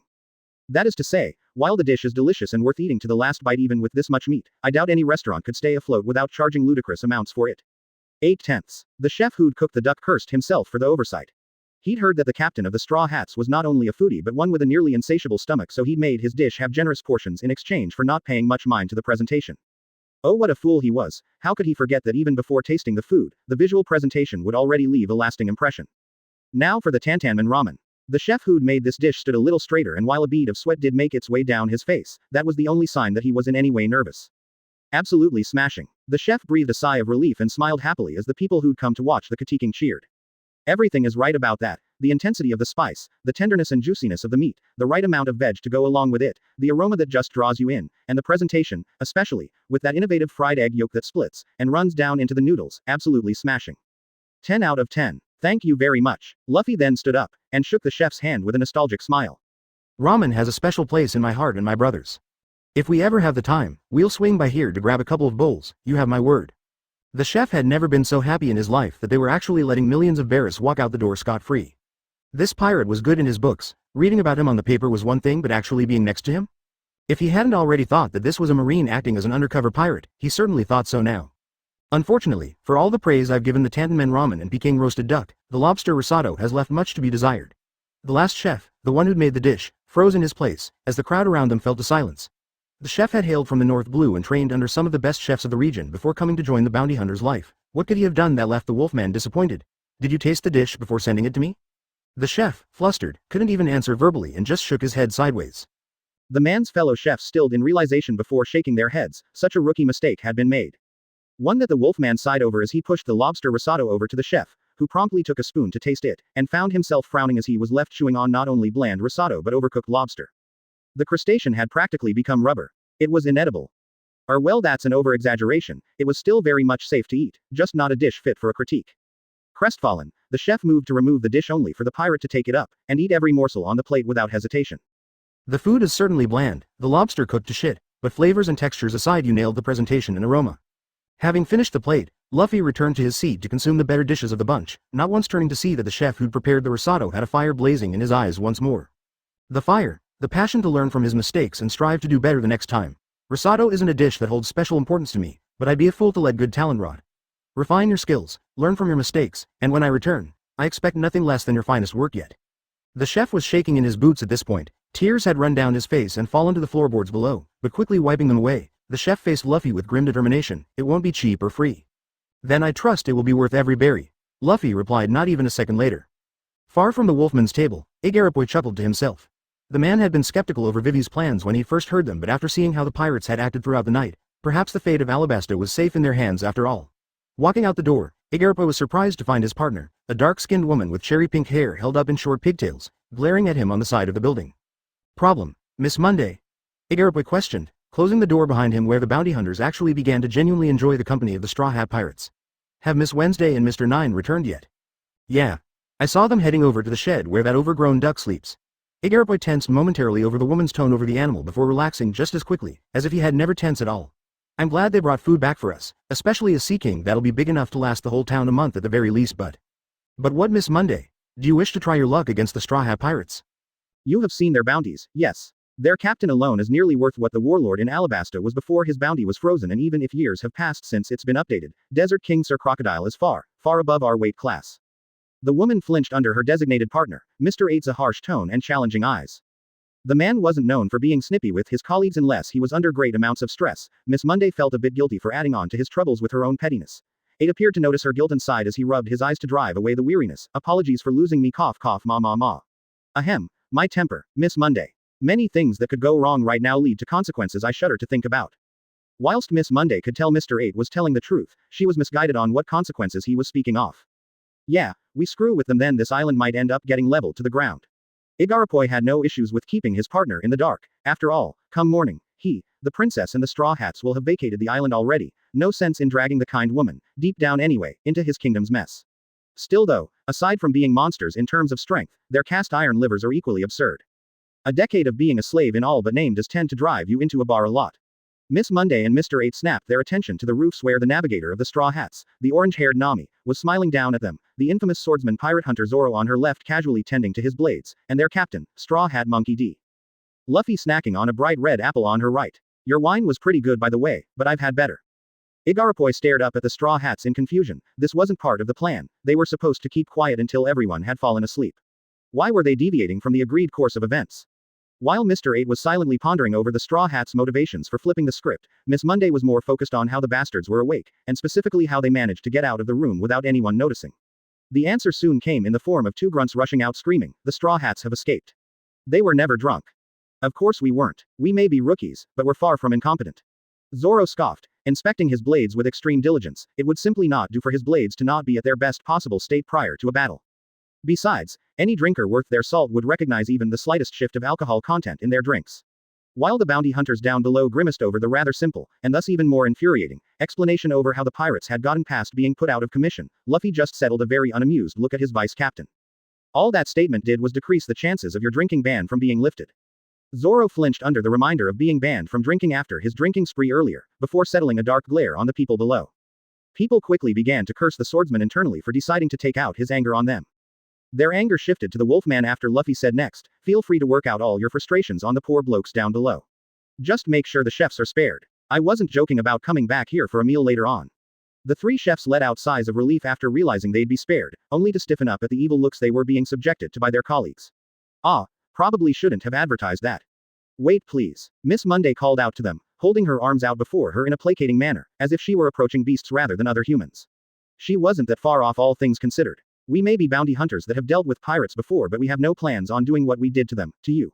Perhaps, just this once, we can both just turn away from this and—" "Hang on, all of you guys are bounty hunters?" Luffy asked in genuine surprise. "We're just going to go easy on all you to see how we fared against Grand Line natives, but if y'all are bounty hunters, well, this just became a fight based on the matter of principle alone." Now it was Miss Monday who was subjected to evil looks from her peers. "And since you guys are bounty hunters, then that means you all know how to fight. We don't need to hold back," Luffy concluded with a fist slammed down into an open palm with his best, Monkey D. Garp figures out a loophole to one of Sengoku's orders impression. As the Wolfman internally thanked his grandfather for being too forthcoming in how eager he was to piss of his commanding officer and best friend, outwardly Luffy laughed over Miss Monday's despairing face that epitomizes that saying, and that's when they knew, they fucked up. With a wicked grin settled on her face, Nami quickly brought out her Climatak prototype and started releasing bubbles, hot and cold, into the sky. Despite the situation, the people below were caught up on the fact that a woman was trying to beat them, with bubbles. Some were amused, others were thankful, but the majority were outraged. "What do you take us for, you skank? Barbecue." The navigator's sadistic purr was quickly followed by the world turning black and white and silenced after the deafening roar of what was arguably nature's most powerful weather-based hazard, thundering lightning. Everyone within a 10-meter radius of the individuals who screamed out profanities towards Nami, who were also conveniently all clumped together from the beginning, were then covered in a black, powdery substance from head to toe after the light show came to an end. With a few blinks and an exhalation of black smoke, 24 of the 100 bounty hunters promptly fell face first into the dirt. The shocked looks of every bounty hunter still conscious snapped to the gleeful bundle of energy that was Nami gushing over how much she loved her new weapon, completely oblivious to the fact that even with their headsets on, Luffy and Zoro were still left in a dizzy state. "Ooh yeah, you're definitely my baby, aren't you?" Nami's cooing over her weapon was equal parts endearing and disturbing. Mainly those who had their own specialized weapons could relate, whilst everyone else, well, they were the ones who felt disturbed. Shaking off the dizziness, Luffy turned to his vice captain with a pained smile as his ears continued to ring. "Remind me to let Usopp figure out a way to upgrade our headphones." "Duly noted," Zoro replied, standing up with a grunt as he stretched and drew out his 3 blades. Nami had taken care of nearly a quarter of them, which left plenty for him to practice his new techniques against. Also maybe save the rest of those charges for when Luffy and I are at least a bit farther from Ya. These guys may be grunts, but a stray sword to a vital point could still be lethal. The navigator's cooing came to an end as she coughed into her fist, giving the swordsman a sheepish smile. "Yeah, I got a bit too excited there, hee." Zoro just rolled his eyes at her before seemingly vanishing into thin air. "What the? When did Zoro learn how to shave?" Nami turned to Luffy expecting, somewhat, for an answer only to find the Wolfman blanching at an alleyway between 2 buildings, where they could see Zoro scratching the back of his head in confusion, muttering something to himself. "Did he over?" "He took one step." Nami snapped her gaze to her lover, who looked like he'd just arrived at an existential crisis. "He took one step, and just got there. It wasn't shave, it wasn't even the crap Sanji pulls. His sense of direction is so shit, he warped reality." Nami shifted uncomfortably for a moment, wondering if the roaring thunder had affected Luffy a wee bit too far, only to see that Zoro had, again, blinked out of existence, then reappeared elsewhere on the battlefield, where 3 bounty hunters suddenly had to raise their swords lest they be cut down. "How the hell did you get here? This doesn't make any sense. Even for the Grand Line. Is it a devil fruit?" All 3 men cried out at the pirate hunter, who just blinked down at them in confusion, question marks practically manifesting above his head. "What do you mean devil fruit? I just took 2 steps to the right." Zoro's deadpan answer was greeted with a cacophony of protests from everyone around him, even Luffy and Nami. Agree to disagree. I've walked the same way all my life," the swordsman said with a shrug, ignoring the next round of protests in favor of focusing on the blade the blacksmith back at Logatown had given him free of charge. "Let's see what you got, Yubashiri." Unlike the past 2 instances where the swordsman seemed to break the laws of nature, Luffy was able to see him clearly make his way through a line of Baroque work agents like they were nothing but butter. "A light blade that follows its master's will, yes, you'll do nicely." Tightening his grip on his other blade, Kitetsu 3, Zoro decided to perform a flying cut. He'd managed to pull it off against Hachi, but the blades he'd used weren't strong enough to come out of it unsketched. 36 caliber Fini Both Zoro and Luffy snapped their eyes onto the cursed blade that the swordsman had acquired back on Logatown as what was meant to only maim his opponents, quickly turned into a death sentence. With barely a second to spare, Zoro had redirected the flying slash towards one of the many buildings on Whiskey Peak instead of the crowd of bounty hunters in front of him. What the hell was that? I knew this blade was cursed, but I wasn't expecting it to actually go against its master's wishes. In the brief moment where Zoro had stopped his rush, a young bounty hunter no older than a grade schooler ran with a blade held high, screaming a battle cry. Perhaps if the boy had been quiet, Zoro wouldn't have deflected the strike aimed at the small of his back, nor would the young wannabe bounty hunter be held at blade edge. The world froze as the people of Whiskey Peak watched with bated breath. Surely, even as infamously ruthless the pirate hunter was made out to be, he would not harm a mere child. Before words could be exchanged between the cold swordsman and the whimpering child, a sister had run in and brought the young boy in her arms. Lord have mercy. I beg you for mercy. The nun cried out as she faced Zoro with a terrified face meeting the swordsman's blank one. Lord God, Heavenly Father, have mercy on us. The woman whimpered along with the child, only to sneer as they brought out a cross, and blasted Zoro with a gaseous substance. Merciful Lord, blinding powder. Slash. Slash. A cheap trick like that would only work with someone with a pure heart, and a gillability as bad as Swirly Brow's pervasiveness. A cry of outrage came from the building he'd veered the flying slash off to. It looks like that was where Sanji was. Honestly, I've seen pornography with better acting than this. If the slashes made with the back of his blades hadn't sent them to the ground, the direct hit to their pride might have. So, who's next? Zoro grinned like a demon straight out of the seventh ring of Hell's innermost circle. All the bounty hunters left standing, approximately 44 mooks excluding Igarappoi, took a step back from the swordsman. Igarappoi was honestly unsure of what to do at this point. The plan to leave quietly had gone straight to hell. Vivi still hadn't made an appearance aside from being spotted by the stables where they kept her duck, and the pirates seemed to be planning on leveling the whole town to the ground for the heck of it. It was amidst his inner turmoil of frustrations that Miss Monday snapped. The Straw Hats were different. The Straw Hats were nothing less than heroes. Why were they doing this then? Yeah, they weren't the most innocent of folk, they were bounty hunters, but they didn't put down anyone who didn't deserve it, so why? Why won't you just leave? You're obviously stronger, so why? The answer came from behind her, because we're pirates. That was all the dark-skinned muscular woman heard before her world zoomed past her and then an explosion of pain across her entire body. Groggily, she barely retained consciousness as she looked up to see her assailant, the captain of the pirates himself, Luffy. Of course, compared to other pirates, we have standards. We don't kill, we don't rape, and we don't pillage. Why are we fighting you? Because given the chance, you would most certainly be trying to cash in on our bounties. In fact, some of you were even getting ready to go against your superior's orders. A few individuals flinch, knowing they'd been caught, and all of them found themselves on the receiving end of scathing glares from Mr. 8 and Miss Monday. While the gorilla woman had slipped alcohol into our drinks, it was more out of the fact that she wanted us conked out before we put you all back to square one on the food problems. That I was fine with, but the opportunistic fucks who had the balls to even consider trying to take my girl? The wolfman's dark laughter brought shudders to bounty hunters' spines, especially the ones who paled in realization that their less than virtuous discussion over the Straw Hat's gifted navigator was heard by her captain, her boyfriend no less. Well, there's a reason you three now find yourself separated from the rest. The mooks snapped their gazes left and right to find that they had in fact been isolated from the rest of their peers, not that they would have gotten any support from them. The women especially were glaring daggers at the three stooges who at least had the decency to look ashamed. They all banded together under Baroque works to make the world a slightly brighter place, and yet here they were being like the scum they sought out to end. Feeling guilty. Good. That's the first step on the road to recovery.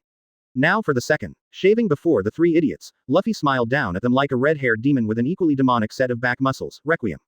As if the souls of the damned began rampaging through their bodies, the three offenders fell to the dirt and began spasming uncontrollably, frothing at the mouth as their eyes rolled to the back of their heads. The three were given no mercy from the Wolfman, but their peers began to slowly pity them, not enough to try stopping the monster they'd angered though. Kyahaha. I know you aren't number agents, but I would have assumed you were smart enough not to go around pissing off monsters like him. Luffy, Igarappoi, Zoro, Nami and the remaining Baroque work agents looked to the one who spoke, a tall young woman with short blonde hair and bright green eyes sporting a wide grin twirled a parasol around as she watched the show. Oh my, that bounty of yours does nothing to capture how terrifying you truly are, Monkey D. Luffy.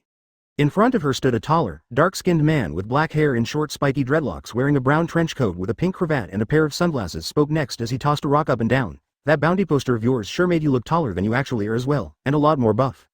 No offense. The Wolfman raised a brow at the newcomers. They certainly looked more high-end than the rabble he and his top officers had been wiping the floor with thus far, but neither were brought up by the princess.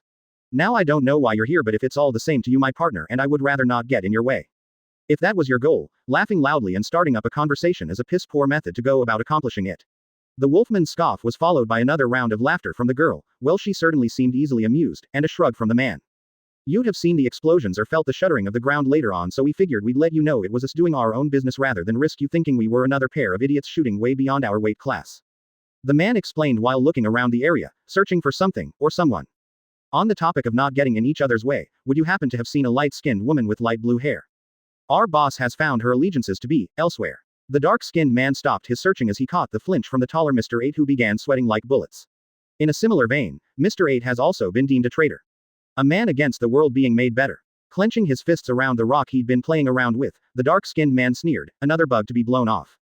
Now in a very much panicked state of mind, Igarappoi pulled down the loops of his bow tie, causing barrels that were hidden within his many curls to reveal themselves as they fired bursts of explosive rounds aimed straight for the new arrivals. Die. Igarappapa, neither of you will lay a hand on the princess. Igarappoi cried out with firm resolve, on my name as squad captain of Alabasta Kingdom Security, Agaram. From the massive burst of smoke caused by the detonation of the explosive rounds, the blonde-haired woman burst through the top unscathed with a laugh, Kyahahaha. Is that the best you can do, you old codger?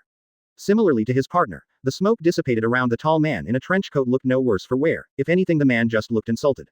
I know you're rough around the edges, but surely you haven't gone senile already. Igarappoi, or Agaram as it were, grit his teeth over the woman's mocking. In truth, he had forgotten the devil fruits the two agents had consumed before becoming part of Baroque works. The Kiro Kiro no Mi and Bomu Bomu no Mi, explosions mean absolutely fuck all to the two of you. Luffy watched the play-by-play with mild interest. When he'd first heard about explosions and shaking earth, he wondered if the pair had access to vibration-based devil fruits or that generator-style paramecia that gave the user the ability to generate nitroglycerin that could be combusted at will. Learning what the actual fruits were left him more than a little disappointed, and thus bored. The fruits themselves weren't terrible, a lot could be done with them, but it all depended on the user, and after meeting Buggy, Luffy's hopes were not high for the two bounty hunters before him. No matter. If explosive rounds won't work, then good old-fashioned piercing ammunition will have to do. Those, neither you nor your partner are resistant to Mr. 5. Baroque works. Mr. 5 yelled, grabbing the attention of the shell-shocked bounty hunters of Whiskey Peak. Here are your new orders. Capture Mr. 8, Miss Wednesday, and the overgrown Duckaroo before the sun rises. Failure results in, the tall man's crescendo fell flat as one of the more controversial parts of the organization came to the limelight. Well, we all know why the unluckies are dubbed as such.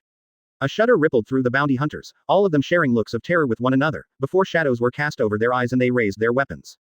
I'll be honest, Agaram. I respected the hell out of you in the past, but that's just it, isn't it? The past. A fire was blazing in Mr. 5's eyes and you could see it through the man's sunglasses. Now you're defending a family that's forsaken its people.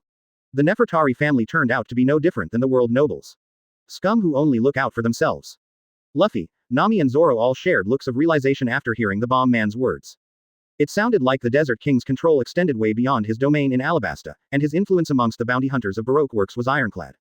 Oh, how foolish these people were, how misguided the poor blokes had become. All good faith that was with the royal family of Alabasta had dried up like the harshest regions of their kingdom. The utopia they were promised was nothing like the one that would actually come to fruition, but even if they outed Crocodile here as the true head of Baroque works, all it would cause was an even more enraged mob of deluded fanatics. Luffy sighed tiredly yet loudly, grabbing the attention of all those around them. This is why I hate politics and mind games. Raising his fist into the air, the Wolfman caused many to begin fleeing in terror. Their renewed vigor brought about by their superior officer vanished like it was never sparked a flame, rebellion. Smashing his fist clean through the earth beneath him, the ground shook and cracked before tendrils of black flames burst forth and began to devour all those unfortunate enough to be caught by it. 5 had been able to evade the flames by an impressive feat of strength as he jumped straight up onto one of the roofs, and Igaram was brought to another roof by Zoro. The fleeing extras were not so lucky as their bodies fell to the ground, untouched. Mr. 5's face scrunched up in confusion. Those were clearly flames and they certainly had the heat of one, so why were the people not burned to crisps? I only burn what I want to burn. The dark-skinned man switched his focus from the downed Baroque works grunt to the rookie who was smiling smugly at him. In this case, I burned away their energy and their will to resist. Perks to being a mythical zone. Devil bullshittery can be cranked well past 11. The bomb man wished he could argue with the feats made by other pirates, and even a certain marine with mythical zone fruits backed up the Wolfman's cockiness. I feel like there should be a limit on just how busted devil fruits can be, a drawback if you will, aside from being made useless in the water. Mr. 5 grumbled, not noticing the twitch in Luffy's eyes as he made that statement. Oh buddy, you have no idea of the kind of bullshit I put up with because of this fruit. The smell. No, wait, it's the hearing. It's the hearing that's most annoying, isn't it? Neither. You're number 1, Fleabag. Rude. You kiss your mother with that mouth. Oh wait, that's right. She's dead. Go fuck yourself, Wolf. Make me, you arrogant, bore-headed, waste of oxygen, punkass. If you don't mind me asking, why exactly are you interfering in our organization's personal matters? The blonde woman asked as she landed next to her partner with nary a sound. There is the fact that we are bounty hunters, but surely there must be more to it than that. While these dull blokes may have accepted your reasoning for the attacks being made on principle, you don't strike me as the kind of man to do that. Luffy straightened up and extracted his fist from the ground, shaking off the dirt dismissively as he addressed the Kilo woman. Oh, and why is that, miss? Valentine. The code name given to me was Miss Valentine. The woman answered with an easy smile that then turned into a thoughtful frown. As for my reasoning to this inquiry, well, if you battle opponents on the matter of principle alone, then Logatown shouldn't have been left intact. Luffy raised a brow at that. The woman certainly had a head on her shoulders and connections if news of what happened at Logatown had already reached her ears. Though the argument could also be made that like many others she was foolish for not connecting the dots for the relationship between the Wolfman and the hero of the Marines. Honestly, it isn't like, Monkey D, is a common surname. As for your relationship with Garp the Fist being something that would stop you, assuming the rumors of how he goes about training his students are true, which they probably are, then you weeding out the ones in need of refreshers would actually be praised by him. Never mind, she also took that into account. So that begs the question, what possible reason could you have for interfering here? The bounty hunters of Whiskey Peak and Baroque Works as a whole aren't targeting you, except for a few isolated incidents, and you certainly aren't a bloodthirsty maniac like that rookie from the south. If anything, you would be an ally in our organization's endeavors, an asset of great value to Mr. Zero's grand plan. While the Wolfman chatted away with Mr. 5 and Miss Valentine, Nami found her attention being drawn to the side where a few blocks away, Usopp was waving his arms around frantically. Frowning as a pit of dread settled in her stomach, Nami cast one last look on her lover only to see him making gestures behind his back. Deciphering the message, Nami prepared to leave but paused in standing up to see if there would be any obstacles. Mr. 5 let the discussion between his partner and the dangerous rookie continue, but while he wasn't eager to engage in battle with someone who could trade blows with the strongest of the warlords, he wasn't about to let Nami out of sight just yet. The captain was a monster but his crew wasn't, not that Mr. 5 wanted it to come to that, but if he must. Were you perhaps hired by the princess? The bomb man cut off Valentine from whatever else she was going to bring up for the pointless banter between herself the pirate captain. It honestly wasn't necessary for him to ask the question. Agaram being aided by the vice captain of the pirates revealed more than enough about why the Straw Hats were here. If so, you're supporting the wrong cause. Luffy blinked at Mr. 5 before roaring in laughter, even going so far as throwing his head back just to up the condescension. You think you have any grounds to claim you're on the right side of this whole debacle? You don't even know who your magnanimous, benevolent Mr. Zero even is. With the Wolfman having grabbed both Valentine and Five's attention, and ire, Nami headed off to help Usopp deal with whatever it was that got him all riled up. The navigator hoped it wasn't anything too troublesome, or deadly. Not that far behind the pair was Agaram and Zoro. Where are we going, Mr. Swordsman? The older man asked, running a little bit behind Zoro. And while your captain is indeed impressive, shouldn't he at least have some? We're heading to whatever it is that's got Nami in a rush. Worst case scenario, something might have happened to the princess. Agaram tensed over the possibility. If anything were to happen to the princess, then Alabasta was lost. As for leaving Luffy alone, hey, honestly you and I would just end up as collateral at best. Since we arrived in the Grand Line, Luffy hasn't been himself. He's been more erratic to say the least. It's best we give him a wide berth to let loose before he blows up in a less desirable situation. Agaram was about to retort, but the trembling earth and pillars of black flames shut him up. The swordsman knew his captain longer than Agaram had. Who was he to argue against the expert?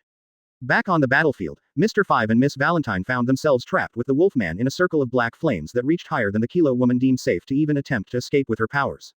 I'll be honest, you're both idiots. Luffy's blunt commentary was not appreciated if the glares he was receiving was anything to go by. You follow a man you don't even know. You accept the words and promises of a creep from the shadows without question. Seriously, did neither of your parents give you the talk about stranger danger? Luffy cackled, seeing how livid the two professionals were getting over his taunting. Seems like he struck a nerve. Going under the assumption that they do have doubts about the sincerity of Mr. Zero's plans, what keeps them loyal to Leatherface? Fear of the Unluckies ratting them out. The Wolfman considered that to be the most plausible theory. The two couldn't be afraid of the Unluckies themselves. An otter and a vulture with machine guns and assassination experience wouldn't hold up much in a clash against other assassins with the power of on-demand explosions and the ability to hit like a collapsing building. Or a non-armament hockey-coated meteor fist. Luffy internally grimaced at the memory of that fun little family outing with Garp. Speaking of meteor fists, Luffy quickly shaved to the side when Valentine came crashing down the spot he'd been standing on just a few seconds prior.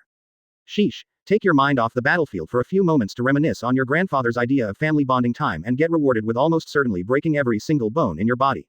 Was she wearing heels? Luffy shifted his head to the left as a rock passed him by, only to shave to another area entirely when the damn thing detonated in a dynamite-level explosion. Don't suppose there's any way we could talk this out? Luffy asked in his best, oh god, what mess have I gotten myself into? Impression, otherwise known as Usopp in a nutshell, impression. A long-nosed man a few blocks away sneezed loudly. Valentine completely lost her cool at this point and just started charging Luffy, much to the Wolfman's amusement. The woman's usage of her devil fruit left much to be desired so far, but who knows, maybe she'll do something other than just shifting her entire body's weight from 1 to 10,000 kilograms and everything in between all at one time. In the case of 5, the man had instead reined in his emotions and began to assess the situation. Luffy knew because in the midst of hopping away from the blonde woman screaming bloody murder, her partner was observing him, looking for patterns in the way he moved, most likely working out a way to deal the most amount of damage in the least amount of time. It wasn't a bad course of action, but the bomb man probably should have been paying more attention to amount of damage Valentine had been doing to the earth around them during the game of PADBTTG. Pound a disrespectful brat to the ground. Luffy led her on. If he had, the bomb man, who'd starting tossing up another stone, would have realized what the pirate was going for before the whole place went straight to hell. Literally. Stay still, you piece of awe. What in the? Taking his eyes off the wolfman, Mr. 5 saw the latest crater Valentine had created crack at the point of impact and veined its way the edges of the billowing flames that encircled them. The man then felt the earth shift under him in the telltale signs of. Oh no. Mr. 5 paled in realization of what was about to happen and searched for a way, any way, that he could escape the disaster that was about to unfold. Alas, no salvation was to be found. Instead, the bomb man had met eyes with Wolfman, who just grinned like a maniac, as if totally uncaring of the pain they were about to undergo. You doomed us all, you maniac. Did I? Luffy then jumped up and began hopping on air just out of Mr. 5 and Miss Valentine's reach. Looks to me like you just dug your own grave. The wolfman's cheeky grin was the last thing the pair saw before the loosened earth beneath them finally gave way and they both went down into shadows. Luffy came to rest on one of the building's roofs and waited for the sinkhole to calm down. Once it had, he planned on grabbing those two, and every other mook and grunt that got caught in the crossfire out of the death trap. Hearing the distinct sounds of steel-capped boots making their way to him from behind, Luffy turned his head around just enough to see Sanji making his way over with a solemn expression. All right, let's hear it. What was it that got Usopp going crazy earlier? Sanji exhaled a long puff of smoke from his fresh cigarette. Luffy's eye twitched on how the cook's once filled to the brim box of cancer sticks had dropped down to a quarter of its last known amount. Before answering, the Going Merry was attacked. Had a pin been dropped, it would have been heard hitting the ground from miles away. That was how deathly silent it became in response to Luffy's cold, malicious fury. Damage was done to the main mast and to the Mary's sides. Usopp's began patching her up, but it will be a while before we're seaworthy again. An hour at minimum was the estimation Usopp gave me. Who did it? The wolfman's question sent shivers down the blonde cook's spine. When he'd first arrived, Sanji had been planning on playing to his reputation for treating women like queens and berating Luffy for how roughly he treated Miss Monday and Miss Valentine in an attempt to lighten the mood, but that didn't seem like such a good idea anymore. Who harmed Mary? Sanji could honestly say he was impressed with Luffy for considering the Mary to be a member of the crew as her own unique identity. Most pirates never even entertained the idea, yet Luffy acted as if the Mary was actually a Clabouterman. A manifestation of the ship's consciousness. With a dismissive shake of his head, Sanji removed all thoughts of that sailor's tale from his mind. Already taken care of. Usopp had caught sight of suspicious ships early on and went to get Nami and Zoro for help. Usopp took Zoro along with him to the Going Merry to deal with the outsiders, Baroque work agents apparently, while Nami and Old Curly went to retrieve the princess. Turned out to be unnecessary since both Vivi and Nin were on board the Merry alongside a duck named Karu. They were the ones who clashed with the Baroque agents first, putting up a good fight, but there were too many. Sanji took another drag of his cigarette as he took a seat next to Luffy, the sinkhole before them slowly coming to a calm at long last. Usopp and Zoro came in and dealt with the grunts, but the damage to Mary was done. Luffy took in all the news Sanji brought him in deathly silence. The tension in the air was suffocating, but eventually it cleared as the wolfman stood up and turned away from the sinkhole. Get everyone out of the sinkhole, but keep a lookout for the dark-skinned man in a trenchcoat wearing sunglasses and the blonde woman in a flowery dress with a yellow and orange hat. I want them brought to my feet on Mary's deck no later than necessary. Understood. Sanji looked at his captain's eyes quietly and looked like he was going to refuse the order, but instead the cook just stood up, lit a fresh cigarette and made his way into the sinkhole. Aye aye, Captain. The blonde chef wasn't happy about what might transpire later, and he knew Luffy was well aware of that, as the wolfman hadn't even reprimanded him for taking yet another cigarette right in front of him. Before Luffy could get out of hearing range, however, he did hear Sanji's one request for his compliance in retrieving Mr. 5 and Miss Valentine. Just make their execution swift, please. Luffy stopped in his tracks and turned to his chef with his eyes shadowed by his straw hat. The two stared each other down for a few moments longer before Luffy walked off without another word, and Sanji sighed as he carried out his captain's orders. There is always more to a story than just the front page. Let's hope, for their sake, that the rest of their tale paints them in a better light. Luffy murmured under his breath just loud enough that the chef could hear him. A chance had been given, and it was more than the chef knew he could have asked for at that moment. The mood on the docks where the Mary was being worked on was nothing if not agonizingly tense. Usopp seemed to be taking the damage Mary sustained the hardest, as he hadn't once looked up since greeting Luffy when the wolfman had arrived on the scene. Working alongside the Tinkerer, Zoro was going about repairing the Mary in much the same silently seething state of mind. On the deck, however, things were relatively better, at least until Luffy came face to face with the would-be shipwreckers. You've got a lot of balls coming after the Going Merry. Luffy's growl was the first sign that indicated his presence on the deck to the two trembling citizens of Alabasta, and a silently leering navigator. Igaram and Vivi, who'd been keeping an eye on the chained individuals in what Luffy assumed to be military uniforms from a desert country. No rewards for guessing why those two were particularly livid. I'm going to go out on a limb and say you recognize these mooks, Igaram. The squad captain of the Royal Guard of Alabasta returned to his tight scowl as he glared down at the apprehended men and women, who glared back with equal heat. Much to my dismay, yes. These men were up-and-coming soldiers from the ranks of Alabasta's military. The woman you see at the head was the top candidate for joining the Royal Guard 2 years back. Melissa Bright. The woman in the lead glared daggers at Agaram and snarled at him, her deep blue ocean eyes brimming with contempt. What are you doing here, Mel? In contrast to Agaram's anger and disappointment, Luffy and Nami noted the pain that came with how Vivi addressed the leader of the bounded group. The shortened name suggested familiarity and the pain sounded akin to betrayal, a tone the pirate captain and his navigator were very familiar with. Nami's seething dampened in favor of preparing herself for possibly having to deal with a very emotional monarch, in the process causing her not to see the shift in Melissa's eyes when they turned to Vivi. Luffy, however, did notice the change in her eyes. Gone was the heated glare directed at Agaram, now replaced with one of longing, of the pain one experiences when they reunite with a friend or family member after a very long time. The glare was gone, the gaze was soft. Melissa looked upon Vivi's trembling form with desperation, as if the princess could vanish or slip from her grasp like she was never even there. Honestly, the Wolfman would even go so far as to say the entire scene before him was one reminiscent of star-crossed lovers. Melissa Bright, a woman from humble beginnings, rose through the ranks of the Alabasta Royal Army in hopes of capturing the woman who'd taken her. Why was everyone looking at him like he was nuts? Captain Luffy, forgive me for this, but the image of you reading through trashy romantic novels like a typical ditzy teenage girl clashes immensely with the reputation, both good and bad, that you've made for yourself in the East Blue. Agaram's deadpanned assessment was greeted with nods from the bound soldiers, Vivi, and Nami, though the navigator did seem a little amused at her husband's blunder. A blunder to which Luffy dealt with in the most appropriate and mature manner for one with a reputation such as himself. The Wolfman blushed beet red, turned away from everyone on deck and growled, "Shut up, you decrepit knob gobbler." Under his breath. In response to his childishness, Luffy heard Nami snort and mutter under her breath that the Wolfman didn't even know what a knob gobbler was, but Luffy ignored that. The Wolfman ignored it and lost his blush, when he got the feeling of being laughed at behind his back in much the same way he felt whenever Ace and Sabo shared a laugh at his expense. No one on board was laughing though, and more importantly no one was behind him, except, Luffy narrowed his eyes at Mary's figurehead. It was ludicrous, but his gut told him the caravel was pulling Ace and Sabo. It was at this point that Luffy concluded he clearly had not gotten enough sleep last night. Well, neither he, Nami or their not so innocent guest had really. The Wolfman smirked at that memory. While Luffy had his musings, Vivi asked Melissa again, "What are you doing here, Mel?" Though with far less trembling and noticeably more heat. Agaram and Nami eyed the princess wearily as she looked just about ready to snap.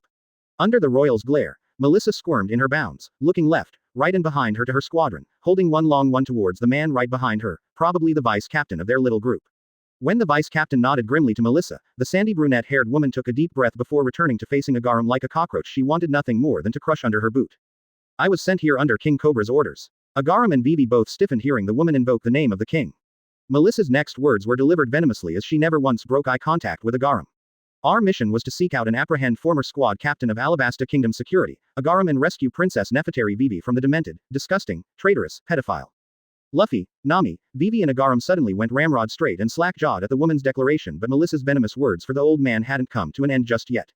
"King Cobra begged us to save her from you, you worthless, lousy, conceited, hedonistic, conniving degenerate sack of shit." Ayaye. Luffy didn't even have the words to describe this. Actually wait, this was becoming familiar. "You turned your back on your country for your own sick, twisted desires. Took my best friend away from her home to use as your plaything. A little girl you were practically a second father to. Allied yourself with a shady organization hellbent on bringing our kingdom to ruins. When I get out of these binds I am going to castrate you and shove it down your throat, you hear me, you sick fuck." Good God above, Melissa was frothing at the mouth, practically rabid as she went to town on verbally trashing Igaram. Even if everything coming out of her mouth was horse shit, the squad captain looked about ready to hurl from the things he was being charged with. Poor guy lived a long time in the political arena, so he must have had quite a few points of reference on how to picture up the gut-wrenching image Melissa was painting for all those on Mary's deck. "I swore to bring Princess Vivi home, and I don't care if I have to die to do it. Koza's fury be damned." Nami noted that at this point, both Vivi and Agaram looked about ready to rush to Mary's side and puke their guts out at the mere image of it all, but Luffy, while surprised by the outburst, wasn't very bothered by the painting that had been conjured up in his mind. The navigator was more concerned over Luffy's nonchalance over it all than the false accusations Melissa was making. Nami knew her husband was more than a little fucked up in the head, but to not even be bothered in the slightest was, actually considering how she herself could brush it off and be more concerned over Luffy's lack of disgust. Maybe she wasn't the best person to judge right now. As Nami had her moment of self-reflection, Luffy openly commented, "This is starting to remind me about a story I read before, a really shitty one too." Having gained everyone else's attention, Luffy promptly pointed at Melissa before continuing, "Also you're pretty dumb." Melissa blinked once, twice, then looked like someone just smacked her across the face. "I beg your pardon. It seems you've taken everything at face value, which you have to admit is very dumb." Luffy coughed into his fist as he placed himself between Melissa and his clients. Clients who, while still dumbfounded and disgusted, were slowly getting themselves back together only to backpedal when the Wolfman suddenly set a very hostile glare directed straight at Agaram. The older man flinched back, but years of experience in politics gave him a knack for knowing when a glare was genuine and when it was an act, and while Luffy's fury was terrifying, Agaram could tell there was no real heat to it. Not that the glare still didn't send shivers down his spine. Of course the same could be said about me. Perhaps I put my trust in the wrong side of this whole shit show, so why don't you enlighten me on a few things before I rip you a new one, Ms. Bright? While the blonde-haired woman was wary of trusting a pirate, news about Monkey D. Luffy's exploits and behaviors worked in the man's favor, and so the woman decided to trust him. Admittedly very presumptuous and bold-faced of her to expect any help from him after she and her squad tried to wreck his ship, but frankly she couldn't afford to be picky at the moment. Ask away, Mr. Monkey D.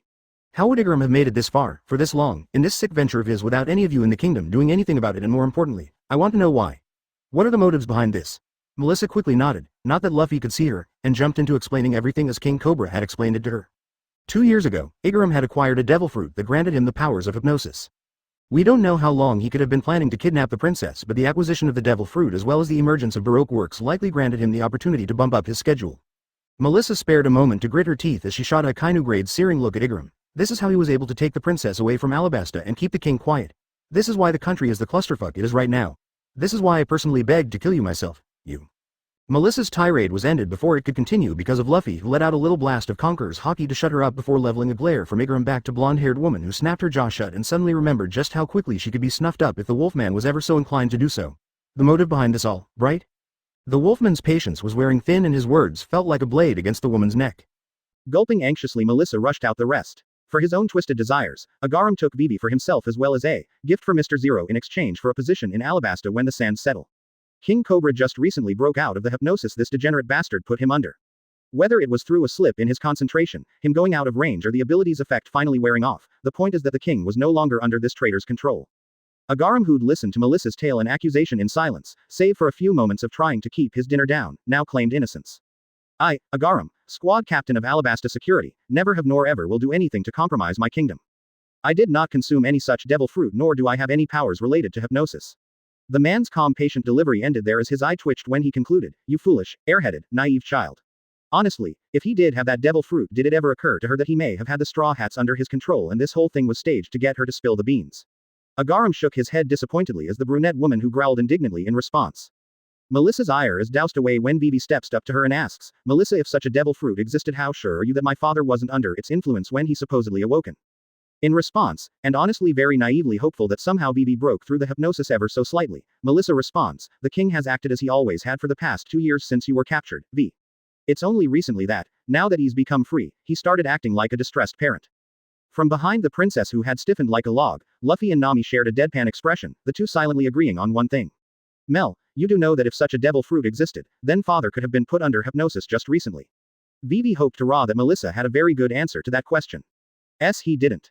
Melissa opened her mouth, ready to argue and defend the king, only to blink numerous times before gulping as she broke out into a nervous sweat and coincidentally couldn't keep her eyes on Vivi anymore. "Well, that is a possibility." The preceding silence was deafening. Which of course meant that when it was broken by the indignant cries of outrage from Melissa Bright's squad, they sounded so much louder.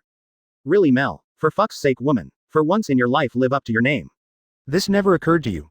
These and similar raging comments continued to crash onto the light sandy-haired brunette, who suddenly seemed to be very small under all the scrutiny. The worst comments were the ones left unspoken, however, Vivi shaking her disappointedly at her, and Igaram pinching his eyes with a deep sigh of exasperation. Those two were the ones that cut the deepest into Melissa, but true to her nature, she was stubborn till proven otherwise. A personality trait Igaram and Vivi loved when it was for them, but absolutely detested when it was against them. And now hang on a second, guys. While it is a possibility that the king was just recently put under hypnosis, it wouldn't explain why Agaram or Vivi ever left the safety of the kingdom, now does it? Melissa's words stalled the torrents of insults hurled her way, but it did little to lessen the glares she was receiving. Even if it wasn't the case, Melissa should have accounted for that possibility instead of just jumping on to what King Cobra was selling.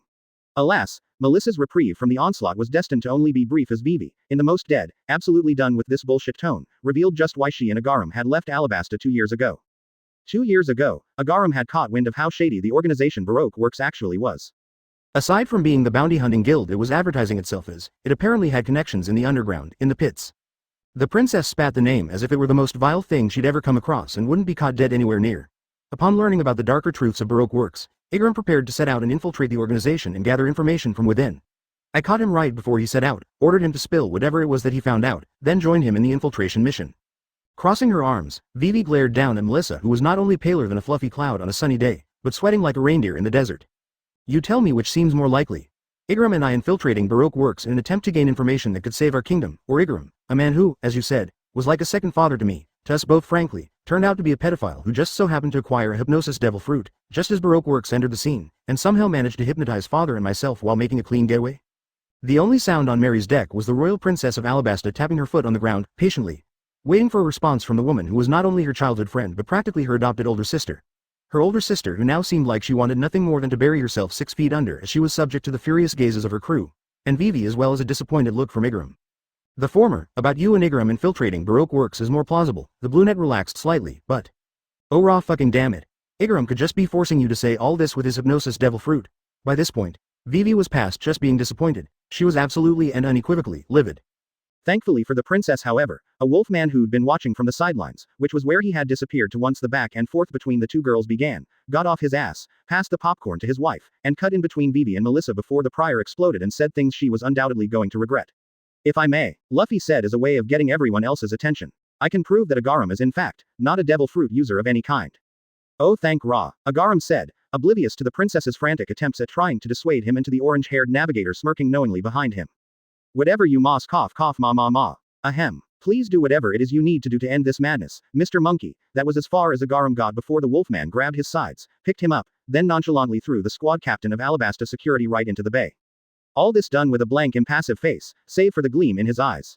A gleam that in the short period of knowing him, Vivi had already come to know as the telltale signs of Luffy going out of his way to be an asshole. Turning to a shell-shocked Melissa, Luffy simply raised his hand, the 3 fingers out, 2 fingers out, 1 finger out, and... what in Anubis's mangy, flea-riddled asshole, was that for, straw hat? Agaram's outraged yelling was heard after the sound of something, obviously the man himself, breaking out of the ocean's surface. A feat that meant. As you can see, Agaram can still swim. Luffy said calmly, making his way to Mary's side while grabbing a bundle of ropes along the way. Flinging them off the edge, Luffy turned back to Mel with an easy smile as he leaned back. Devil fruit users can't, ergo Agaram ain't a devil fruit user. A soaking wet Agaram, who climbed his way back to Mary's deck with the rope, added with a heated glare directed at the pirate, a common fact known to all, and one I'm sure you'll enjoy showcasing to us. The older man then attempted to give Luffy a taste of his own medicine only to find himself back in the water and the wolfman whistling away without a care in the world. Vivi shook her head over the wolfman's antics, briefly giving the navigator a stink eye for her laughing her ass off on the deck behind her, before turning to Mel and groaning, "Oh my, what else do you need to hear so it gets stuck in that thick head of yours that Igaram is innocent?" The ocean blue-eyed soldier bit her lip, eyes shifting erratically as her mind raced 1,000 miles per minute trying to find some way out of this. It would suck for me cause I'd be on the receiving end of a lot of criticism for being bullheaded again, but on the off chance that what the king said is true, how'd I wait, that's it.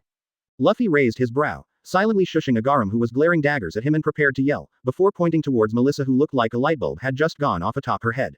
Say something only Vivi would know. The princess gave her practically adopted older sister an incredulous look, prompting Melissa to ask again, a little louder, say something only Vivi would know. From her spot against Mary's railing, Nami gave Melissa a look of surprise, out of how dumb the request was. What? Did Melissa think that just because it was something only her and Vivi would know, a hypnotist wouldn't have been able to get the princess to just reveal a random thing? Honestly, this woman was hopeless. Vivi was of similar thoughts as her right eye twitched in exasperation, at least it was twitching before a gleam not so different from the one Luffy had just moments ago came to life in her eyes. A gleam that made Melissa immediately regret her request. With sadistic smirk, Vivi tilted her head up to enhance the feeling of condescension as she granted Melissa's request. Melissa Bright has the words, "Brad was here," tattooed on her right butt cheek. Everyone on deck was blinking their eyes at that, save for Bright who had gone deathly pale, before Luffy asked, "Okay, I can see why that would be kind of weird and embarrassing, but it's not something super strange nowadays. Getting your then love's name tattooed on your body was something that a lot of young people did nowadays, and it wasn't even limited to people you viewed romantically." Ace had the letters ASC tattooed in his arm after himself, Luffy, and Sabo after all. Luffy grumbled internally about being stuck with Crybaby after shedding a few tears every time Garp came to town. Bloody bastards, they all cried whenever Garp came to town. Nami was of similar thoughts, but her train of thought shifted when the name Brad started to seem vaguely familiar. The navigator could have sworn she heard a similar story about girls having the words, "Brad was here," tattooed on them in the past, but she couldn't for the life of her remember who she had heard it from. The wolfman and his lover's internal monologues came to a screeching halt when Vivi dropped the real reason why her revelation was so damning. She has no idea who Brad is. A pin could have been dropped at that moment and it would have been as loud as cannon fire. The silence only lasted for a few scant moments though, as Melissa Bright blushed as red as ripe cherry tomatoes and screamed, "You swore not to tell anyone about that." The princess, known for her kindness, level-headedness, and compassion, just could not bring herself to give even a single lick of care as she retorted, "Karma bitch." That's when practically everyone aboard the Going Merry lost it. Luffy fell to his knees wheezing in laughter, slowly making his way to Nami, who had burst out in laughter and ended up choking on some popcorn, yet still found it in her to continue laughing with tears in her eyes. Even the squadron behind Melissa, who'd been glaring daggers at their superior officer just moments prior, were now laughing themselves shitless. The only ones aboard who had not descended into hysterical cheer were the princess, who looked down on Melissa smugly, the butt of the joke, who looked betrayed like a puppy who'd gotten kicked, uncomprehending of why it being subject to abuse for chewing on its best friend's shiny new shoes, and Igaram, who just shook his head disappointedly at Bright, his expression the epitome of the phrase, "I expected better from you." The world that had been spinning so rapidly in the past few hours had grind to a halt, leaving the remaining moment to slam into Mr. Five's head like a sledgehammer, making for a killer headache. At least that's how the man would describe it if he were ever asked about how his first time on the Going Merry went. With a pained groan, the man groggily took in his surroundings. He was tied up and kneeling with his partner, Miss Valentine, in the same position, also just coming to, the ludicrously overpowered rookie in front of them, observing them with a loose smile, his crew behind him on the right, and the Alabastans on the left, though if his memory was right then there were more Alabastans than before.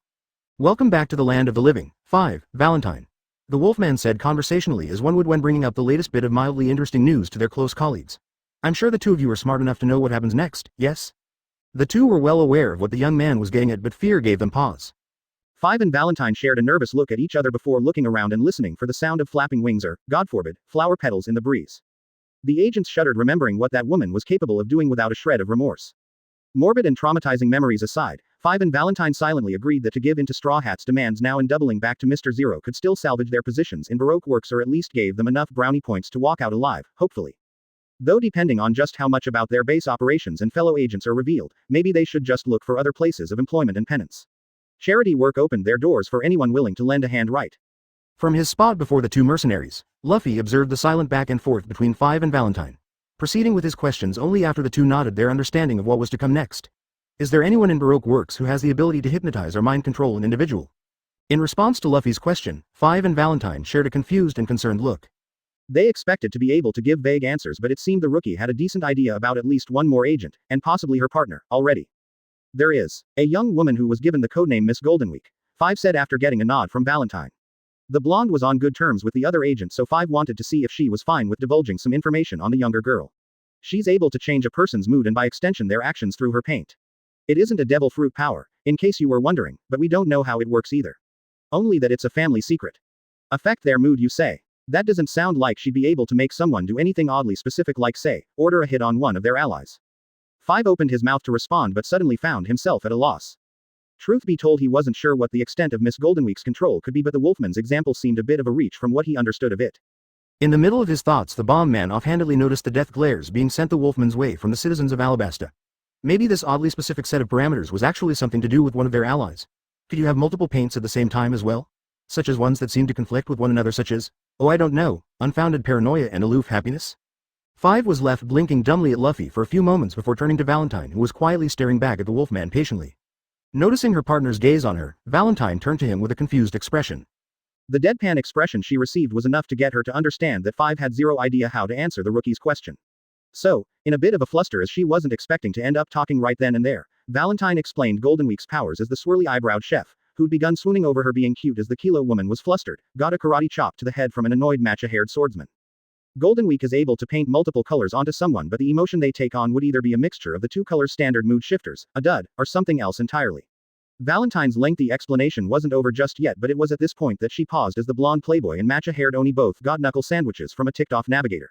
"I haven't seen Miss Goldenweek for months though, so it is possible that she'd found her way around that hurdle."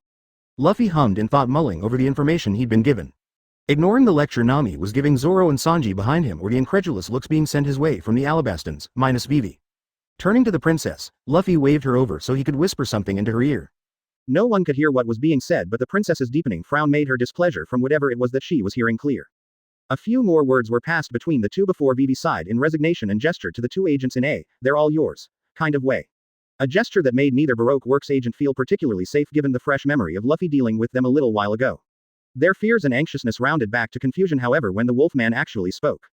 Could this Miss Goldenweek cause a man who was once regarded as highly intellectual, respectable and overall beloved into a, Luffy trailed off, shifting his eyes over to Melissa, who only noticed after being elbowed by Igaram to focus on the Wolfman instead of the swooning masochistic chef, annoyed swordsman and irate navigator.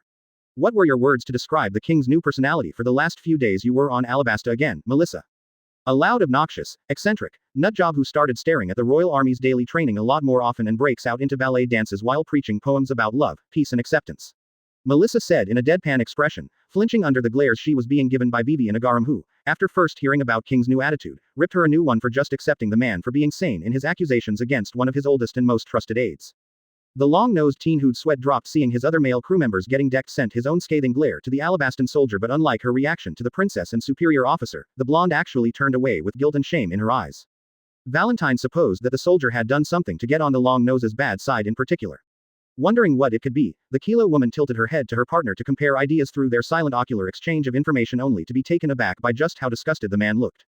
Disgust that the rookie captain also noticed. Anything you'd like to share, Mr. 5? Having been called out on his slip, the bomb man gulped and shot a panicked look towards Valentine. The message the man was trying to send, however, was less, "I'm sorry I messed up, please help me," but instead, "Dear God above, don't force me to relive those memories." It's amazing how much someone can understand a person after they've been in a working relationship with one another for so long. Seeing as your partner's looking as lost and confused as the lamb who's wandered off from the group, I'd recommend you just stick to a small description of whoever it is we're dealing with as an imposter king. The bomb man kept his mouth shut a few moments longer, gathering his thoughts and doing his best not to throw up at the memories of him. It wasn't that 5 was against people who swung that way or any other way, it was just the approach and the outfit. God almighty, the outfit still haunted him in his dreams. Finally, after several moments of dry heaving, 5 spoke. "The personality shift you're describing isn't something Miss Goldenweek could pull off, but it's definitely a home run for another agent in Baroque works. Mr. 2, Bon Clay." The queasiness in how 5 said the agent's name brought a halt to many of the background activities going around the ship at the time, specifically Sanji's go-to act for taking people's mind off of whatever was bothering them at the time, and bothering Zoro. That was always fun and enjoyable, but even that could not compare to the sinking feeling in the blonde man's gut. The way 5 was acting, he had seen it before back on the Barati, and the blonde was praying to any higher being that would be out there that could hear him that his fears would not be confirmed. A diehard Okama, they were confirmed. With the abilities of the clone fruit. Anyone he touches with one hand, he can transform into with the other. He doesn't get the individual's abilities or their clothes or their memories, but he does acquire their physical features at the time he touched them as well as their voices. There were many reactions that came about from the reveal of Mr. 2, Bon Clay. The princess and her fellow Alabastans were tense and pale as the implications of what damage this devil fruit user could do was not lost on them. The atrocities this Bon Clay could commit, all with the face of the king, Vivi shuddered to even imagine what the aftermath could be. Whilst the Alabastans were fearing the worst, however, amongst the straw hats, one practitioner of the black leg style found himself staring at his own body. How? Well, that's what tends to happen when your soul leaves your body. The other straw hats weren't overly concerned about that though, hell, even the cook wasn't focused on it, considering the fact that the vice captain Zoro was suddenly as green as his hair and about ready to bolt to the sides of the ship. "Okay, Sanji, I understand being homophobic and overdramatic." The last words Usopp murmured elicited angry denials from the cook who'd returned to his body after being called overdramatic, "but I was expecting you to not care in the slightest. Aren't you a big believer of anyone being able to do anything as long as they put their mind and efforts into it?" The swordsman leveled the marksman with an unimpressed resting bitch face. "First off, Tengu, I ain't got nothing against whichever way a person decides to swing. Like I said about our captain and Nami, it's their love life, not mine. Second, URK. Zoro was interrupted as he dry heaved before shuddering. "I was just reliving the memories of one of the bounties I went after, Black Panty Jeffrey." The women present all looked disturbed, even having no idea who this Jeffrey was, but having an epithet like that, the image was not a pleasant one. All but 2 of the men present, however, had either bolted to the side of the ship to hurl their guts out or dry heaved themselves continuously to the point that it looked like they were just performing ab crunches. Who were the 2 men not queasily losing their lunches? Well, the green-haired Zoro was almost afraid to ask his captain, who hadn't once turned away from the Baroque Works agents, why he hadn't seemed fazed in slightest. Almost. "I'm going to kick myself for this later." Zoro cursed his curiosity under his breath before addressing the Wolfman. "Luffy, mind sharing how you're not in a similar state as the rest of us?" Oh, I was desensitized to all that back when I was all those aboard Mary's deck found themselves dropping their jaws, twitching their eyes, and paling eggshell white as Luffy's fingers were still around the single digits, and they weren't rising fast enough for the people's liking. 11 or 12, yeah, that sounds about right. Luffy nodded to himself, oblivious to the horror settling on all the faces of those around him. Or perhaps the Wolfman was just ignoring them without caring for their reaction to his revelation. Probably the latter. There was this weirdly shaped guy with a bright blue afro running around with a full face of black mascara in a dominatrix outfit. Kept going around town and acting overdramatically with every single thing he did. He also stripped at one point, although I don't think he realized he was still visible to the public. The nonchalance in how Luffy told the gut-wrenching tale only served to increase the pity those around him felt for the man. Simultaneously, all those aboard save for the Wolfman himself spared a moment of silence for the young man's sanity. He hadn't lost it in the grand line, but in the throes of his youth, not even in his teens. Truly, a sad and pitiful tale indeed. Okay, this is just ridiculous. Luffy's blank expression finally broke as his half-lidded gaze somehow became even more lidded as he waved off their antics with an "Oi." Quit it already, ya bloody pack of hammies. Rolling his eyes over their pitying yet amused looks, Luffy got back on track with his next question directed at the agents who were, while also giving him pitying looks, also more than a little lost over the light-hearted mood that had quickly descended upon those amongst the deck. Why exactly are you both in Baroque works? And they look even more lost now, Joy. Luffy thought sarcastically as the dumbfounded looks on Five and Valentine's face increased in intensity. You don't strike me as particularly evil, certainly not angels, but not evil. What made the two of you end up taking jobs in Baroque works anyway? You talked about making the world a better place, so what? Are you guys going around dealing with despicable people as some sort of redemption or something? Vivi's hands clenched painfully around her arms like a vice. Redemption. Ha, don't make me laugh. The princess thought spitefully as memories of ruined towns and mass craters were left in the two agents' wake. Five shifted around from his position before the straw hat before shrugging, yeah, something like that. Got involved with some bad crowds back in the South Blue. Made mistakes, the bomb man winced as if recalling a painful memory. Mistakes that cost me the road to what I really wanted to become. From his side, Valentine sighed before nodding and agreeing along with her partner. Mr. Five and I are in much the same boat. The Kilo woman's eyes glazed over, clearly somewhere else entirely mentally. We got along great as partners not just because of devil fruit powers synergizing with one another but because we also had a common reason for joining Baroque works. A financial break, and as you said, redemption. Vivi twitched and a crack was heard by the man carrying out the interrogation next to her. Luffy made no comment on the ticking time bomb that had been triggered, nor did he have any plans on intervening with the princess if she decided to lay in on the agents before them, not yet anyway. Well, penance would be a better word to describe it really. The both of us joined Baroque works so we could get the finances to achieve our true goals in life while also wiping our slate clean in the process. A fresh start. Valentine trailed off when both she and Five were suddenly left sweating profusely at the sight of a princess known for being a kind, gentle, understanding, and forgiving individual who was now staring down at them like they were trash. Not it wasn't even trash, their mere existence seemed like it offended her at this point. Penance. The whisper spoken with incredulity was as loud and deafening as a point-blank shotgun blast. Appulsive, something passed through Valentine and Five, who despite knowing that the princess was far from capable of defeating the two of them in sheer power, now seemed to approach them with the force of all the deserts of Alabasta. A swirling sandstorm that threatened to overwhelm completely and utterly without even a shred of remorse. Murdering my people as penance. Desecrating their homes as penance. Making a mockery out of life as penance. The princess wasn't aware of just what she was doing to the agents before her or the people behind her. She wasn't aware that in her rage she was not only imposing her oppressive will upon Five and Valentine but her own people as well. Amongst the soldiers who'd been sent by the fake king, only Melissa was left standing, the others had long fallen to their knees and even they were struggling to keep awake. Agaram fared little better than Melissa, it was only due to his long life and experiences with individuals who possessed similar powers that allowed him to not tremble as the young blonde woman was next to him. Contrasting the Alabastans who struggled under their monarch to be's power and the agents who seemed close to being crushed under an invisible weight like they were nothing more than insects, the Straw Hats only seemed mildly bothered by the princess's will. Perhaps if they had come to the Grand Line under a different captain they would be in similar states as the Alabastans, but alas they were under the command of Monkey D. Luffy, and despite the princess's rage, her will simply could not compare to his own. A fact that was made evident not long after. You are both nothing more than butchers. Murderers. You snuff out the lives of those who are just for the sake of this penance you seek but all you do is carve out the path for the disease that plagues my kingdom. The bastard who we believed had come to bring us hope by returning with our lost treasure and protecting us was nothing more than scum. This idol, this Mr. Zero you serve is nothing more than an infestation that has come to lay waste to my home. You want penance. You should have found it somewhere, anywhere, other than that two-faced, good-for-nothing, sentient piece of leather. You wanted redemption. You only damned yourselves to the deepest bowels of hell when you accepted that devil's deal. You cursed yourselves the moment you became nothing more than pawns for the warlord crocodile. Luffy smirked seeing the blood drain out of the two agents' faces, or what had been left to drain out anyway after the initial verbal onslaught, when they registered the fact that Mr. Zero's identity had just been revealed to them. They only seemed to pale further however when the ramifications hit them like a runaway stampede of Dawn Island megafauna. The man whose orders they'd been carrying out was none other than Desert King Crocodile.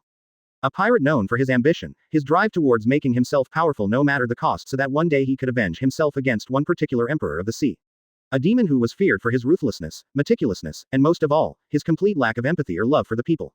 If the man who they'd been serving was in fact Desert King, Sir Crocodile, then instead of wiping their slates clean they did little more than drown themselves in even more sins.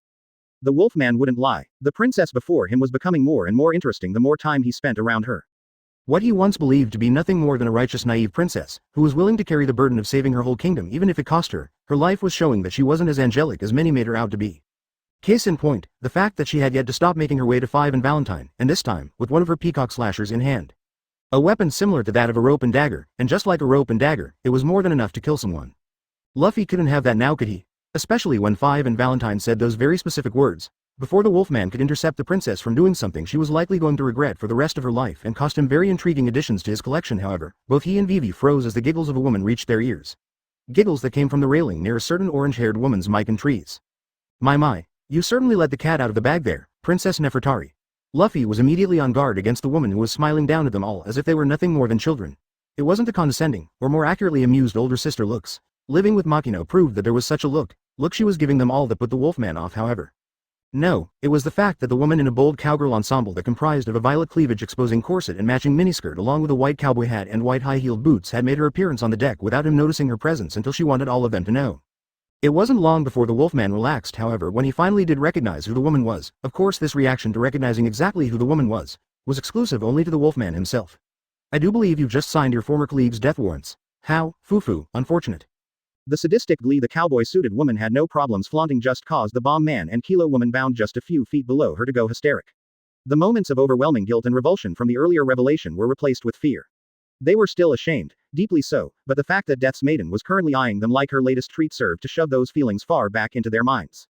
The soldiers of Alabasta and the majority of the Straw Hats noted Five and Valentine's fear for a moment but switched their attention over to the two individuals who had infiltrated Baroque Works, individuals who were not only very much aware of who the woman was, but also what she had done to their people, and unlike the bounded agents on the deck, the devil above knew exactly who she was serving.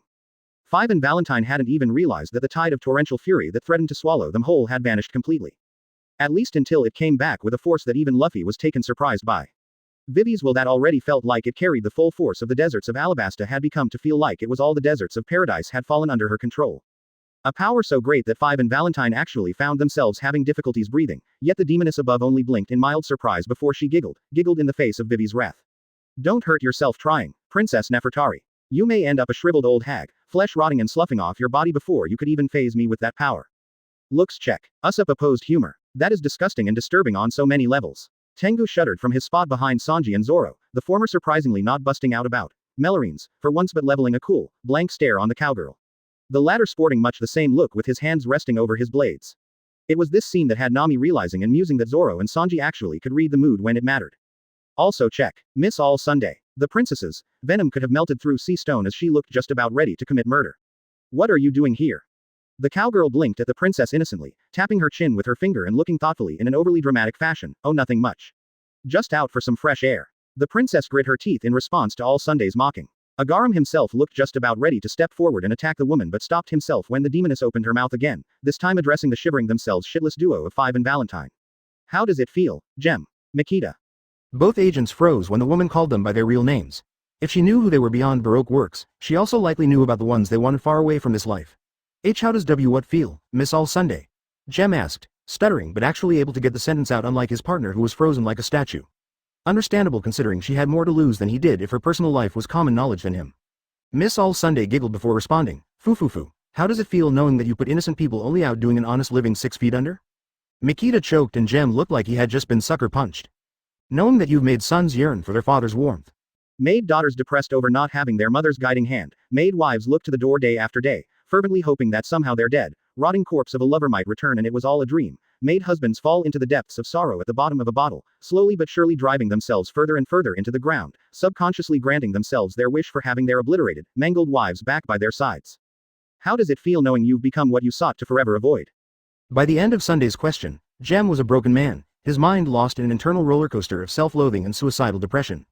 Makita was arguably worse. Where Jem had been left stunned to silence, she was driven to hysterics, laughing and crying muttering over and over again that the demoness was lying, that she wasn't a cold-blooded murderer of innocence. She made the world a safer place, didn't she? After all, Mr. Zero promised that everyone they killed was. How does it feel knowing you carved out a body of corpses for Crocodile to walk upon towards his own twisted ambitions? That was the final nail in the coffin that left both Jem and Makita dangling over the edge. Fufu. Now that they've been prepared, I suppose I should switch over to you, Princess Nefertari. The younger woman flinched back, her earlier anger having dissipated slightly because of the demoness words, but she glared scornfully and defiantly nonetheless. Your father has been replaced by Mr. 2, Bon Clay, an agent who is currently making a mockery of your great father's public image quite sporadically, though I wouldn't say it's much of an accomplishment. Vivi bristled at the perceived insinuation, as did every other Alabastans present. Bon Clay is just acting like himself for the most part, spouting off days on end about the inequality and oppression that Okamas feel and the need for the Okama Queen Emporio Ivankov to return are the only things he hasn't done since the king was moved from the palace. Vivi was still quietly seething, but her anger was cut short when she noticed her choice of words. The woman said moved from the palace, not removed or dealt with.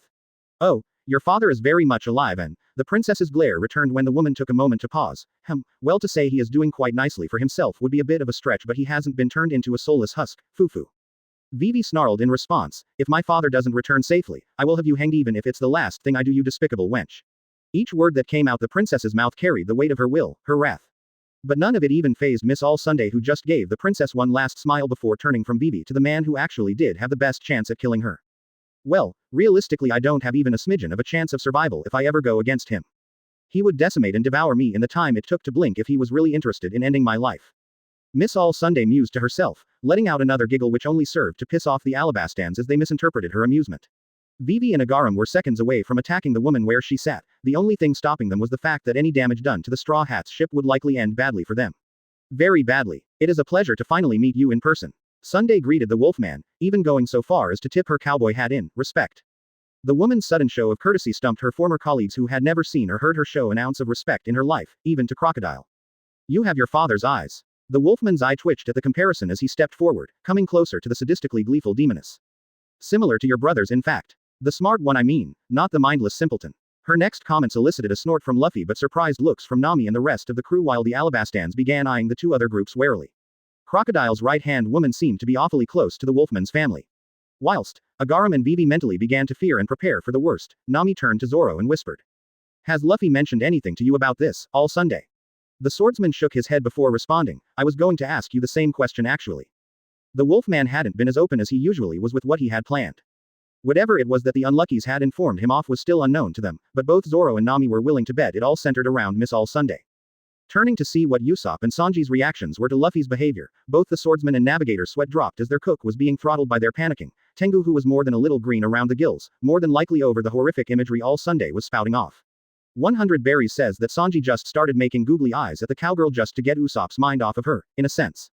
Nami snorted in response to Zoro's whisper, sucker's bet. I don't know why his chosen method of trying to get our minds off things is acting like a perv, but I can't deny that it works. Both Nami and Zoro rolled their eyes as the cook gave them thumbs-ups from behind his back where the marksman couldn't see. He was weird, but that just meant he fit right in with the rest of Luffy's weird-ass crew. Vivi eyed Luffy and Miss All Sunday wearily as the two smiled amicably towards each other, like old friends or business associates meeting over a cup of coffee. So, Miss All Sunday, I have 2 questions for you. The woman raised an eyebrow at the lack of there being more, but never once did she let her gleeful smile slip, even as she gestured for him to continue. Firstly, just how much do you know about me? You clearly know my father and my brothers, so you must either be a lot better as an investigator than I first gave you credit for, or you're in a lot deeper of an involvement with my family than I was led to believe. Miss All Sunday's response was only to shrug, indicating that it could be either or perhaps even both, who knows. Secondly, aside from intelligence gathering and possibly spy work, what else could you offer during your stay in my crew? And for that matter, how long will you be staying with the crew? Neither Luffy nor Robin reacted to the angry squawks from Vivi, the thankful cheers of Sanji, or the terrified protests followed by another round of irate throttling of the Straw Hats cooked by Usopp. All Sunday hummed thoughtfully, weighing the pros and cons of the Wolfman's proposal, before breaking character for a moment, just a moment, with saddened, tired eyes and a hint of a broken soul. For the split second that her mask broke, Luffy clenched his fists and ground his teeth. He recognized that look. He saw it every day for 7 years. Covering up the slip with a chuckle, All Sunday looked at the sky wistfully as she answered him, after the sands settle, and I find that which I seek, you won't see me ever again. The demoness sighed out deeply before returning to face the Wolfman with her gleeful smile and just a hint of sadism, or teasing. Honestly, it wasn't all that different from Makino's when the woman was in the mood to get a rise out of him. And in regards to just how much I know about you, specifically, Fufu, let's just say I am more than well aware of how ravenous you truly are, Ulfer. Nami mouthed the strange word over to Zoro in question but only received a shrug in return. Sighing, she turned to Sanji to see if he would be of any help, only to be taken aback as all the cook's philandering persona vanished like the wind. Seems like whatever Ulfer meant, it was something big enough that it gave the skirt-chasing cook a pause. Sanji? She knows. 2 words. 2 simple words had never caused Nami's breath to hitch and her skin to pale as much as they did now. She knew. Whoever this woman was, she knew exactly what kind of monster Luffy had reigned inside of him, and she was able to stay calm and even give off a teasing older sister vibe throughout their entire conversation. Miss All Sunday was either very brave, and very stupid, to act like a bitch in front of Luffy, or she had just enough strength to back up her attitude. Nami didn't like how much she doubted it was the former. Luffy smirked, not fazed in the slightest over being called Ulfer. Of course, this was only thanks to the fact that he himself was also very much privy to just who Miss All Sunday really was. Chuckling as a breeze kicked up and caused their hair to flow with it, Luffy spoke and Miss All Sunday was the one to flinch. Like the wind, death is always by your side, isn't it? One moment he was on Mary's deck, The next he was standing right behind the demoness, who stiffened as he whispered into her ear. Why Celevsage?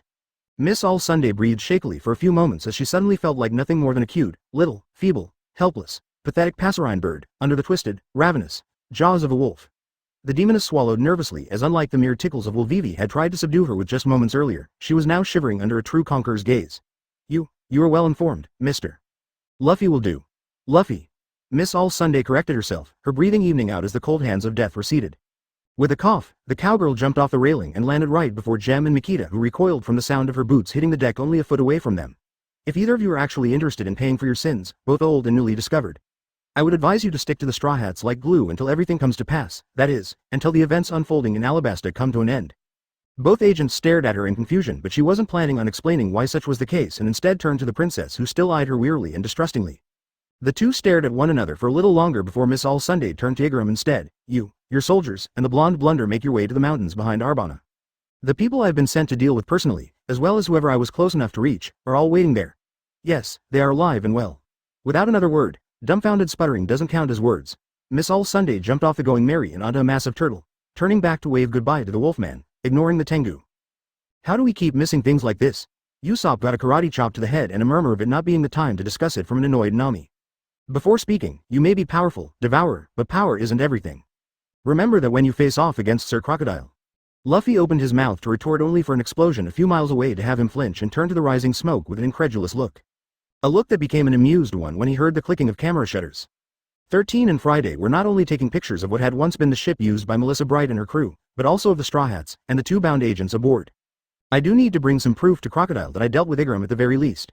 Just be glad I decided to stop by and explain a bit instead of blowing the ship up with him in it and letting him figure things out on his own. Miss All Sunday yelled back with a smile that said she also blew up the ship for her own amusement. Damn witch. Luffy had a chuckle over the woman's blatant show of mischief, but his amusement was cut short as he heard a woman coughing rather loudly. Clearly not an "I am sick" kind.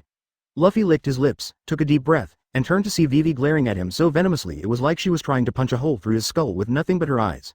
The pirate wouldn't be surprised if she actually was trying to do just that. Luffy. I do believe you have much to tell me. Fuck. Vivi could be crushed in 0 seconds flat without the wolfman even breaking a sweat, but goddamn did she remind him of Makino whenever he, Ace or Sabo fucked up royally.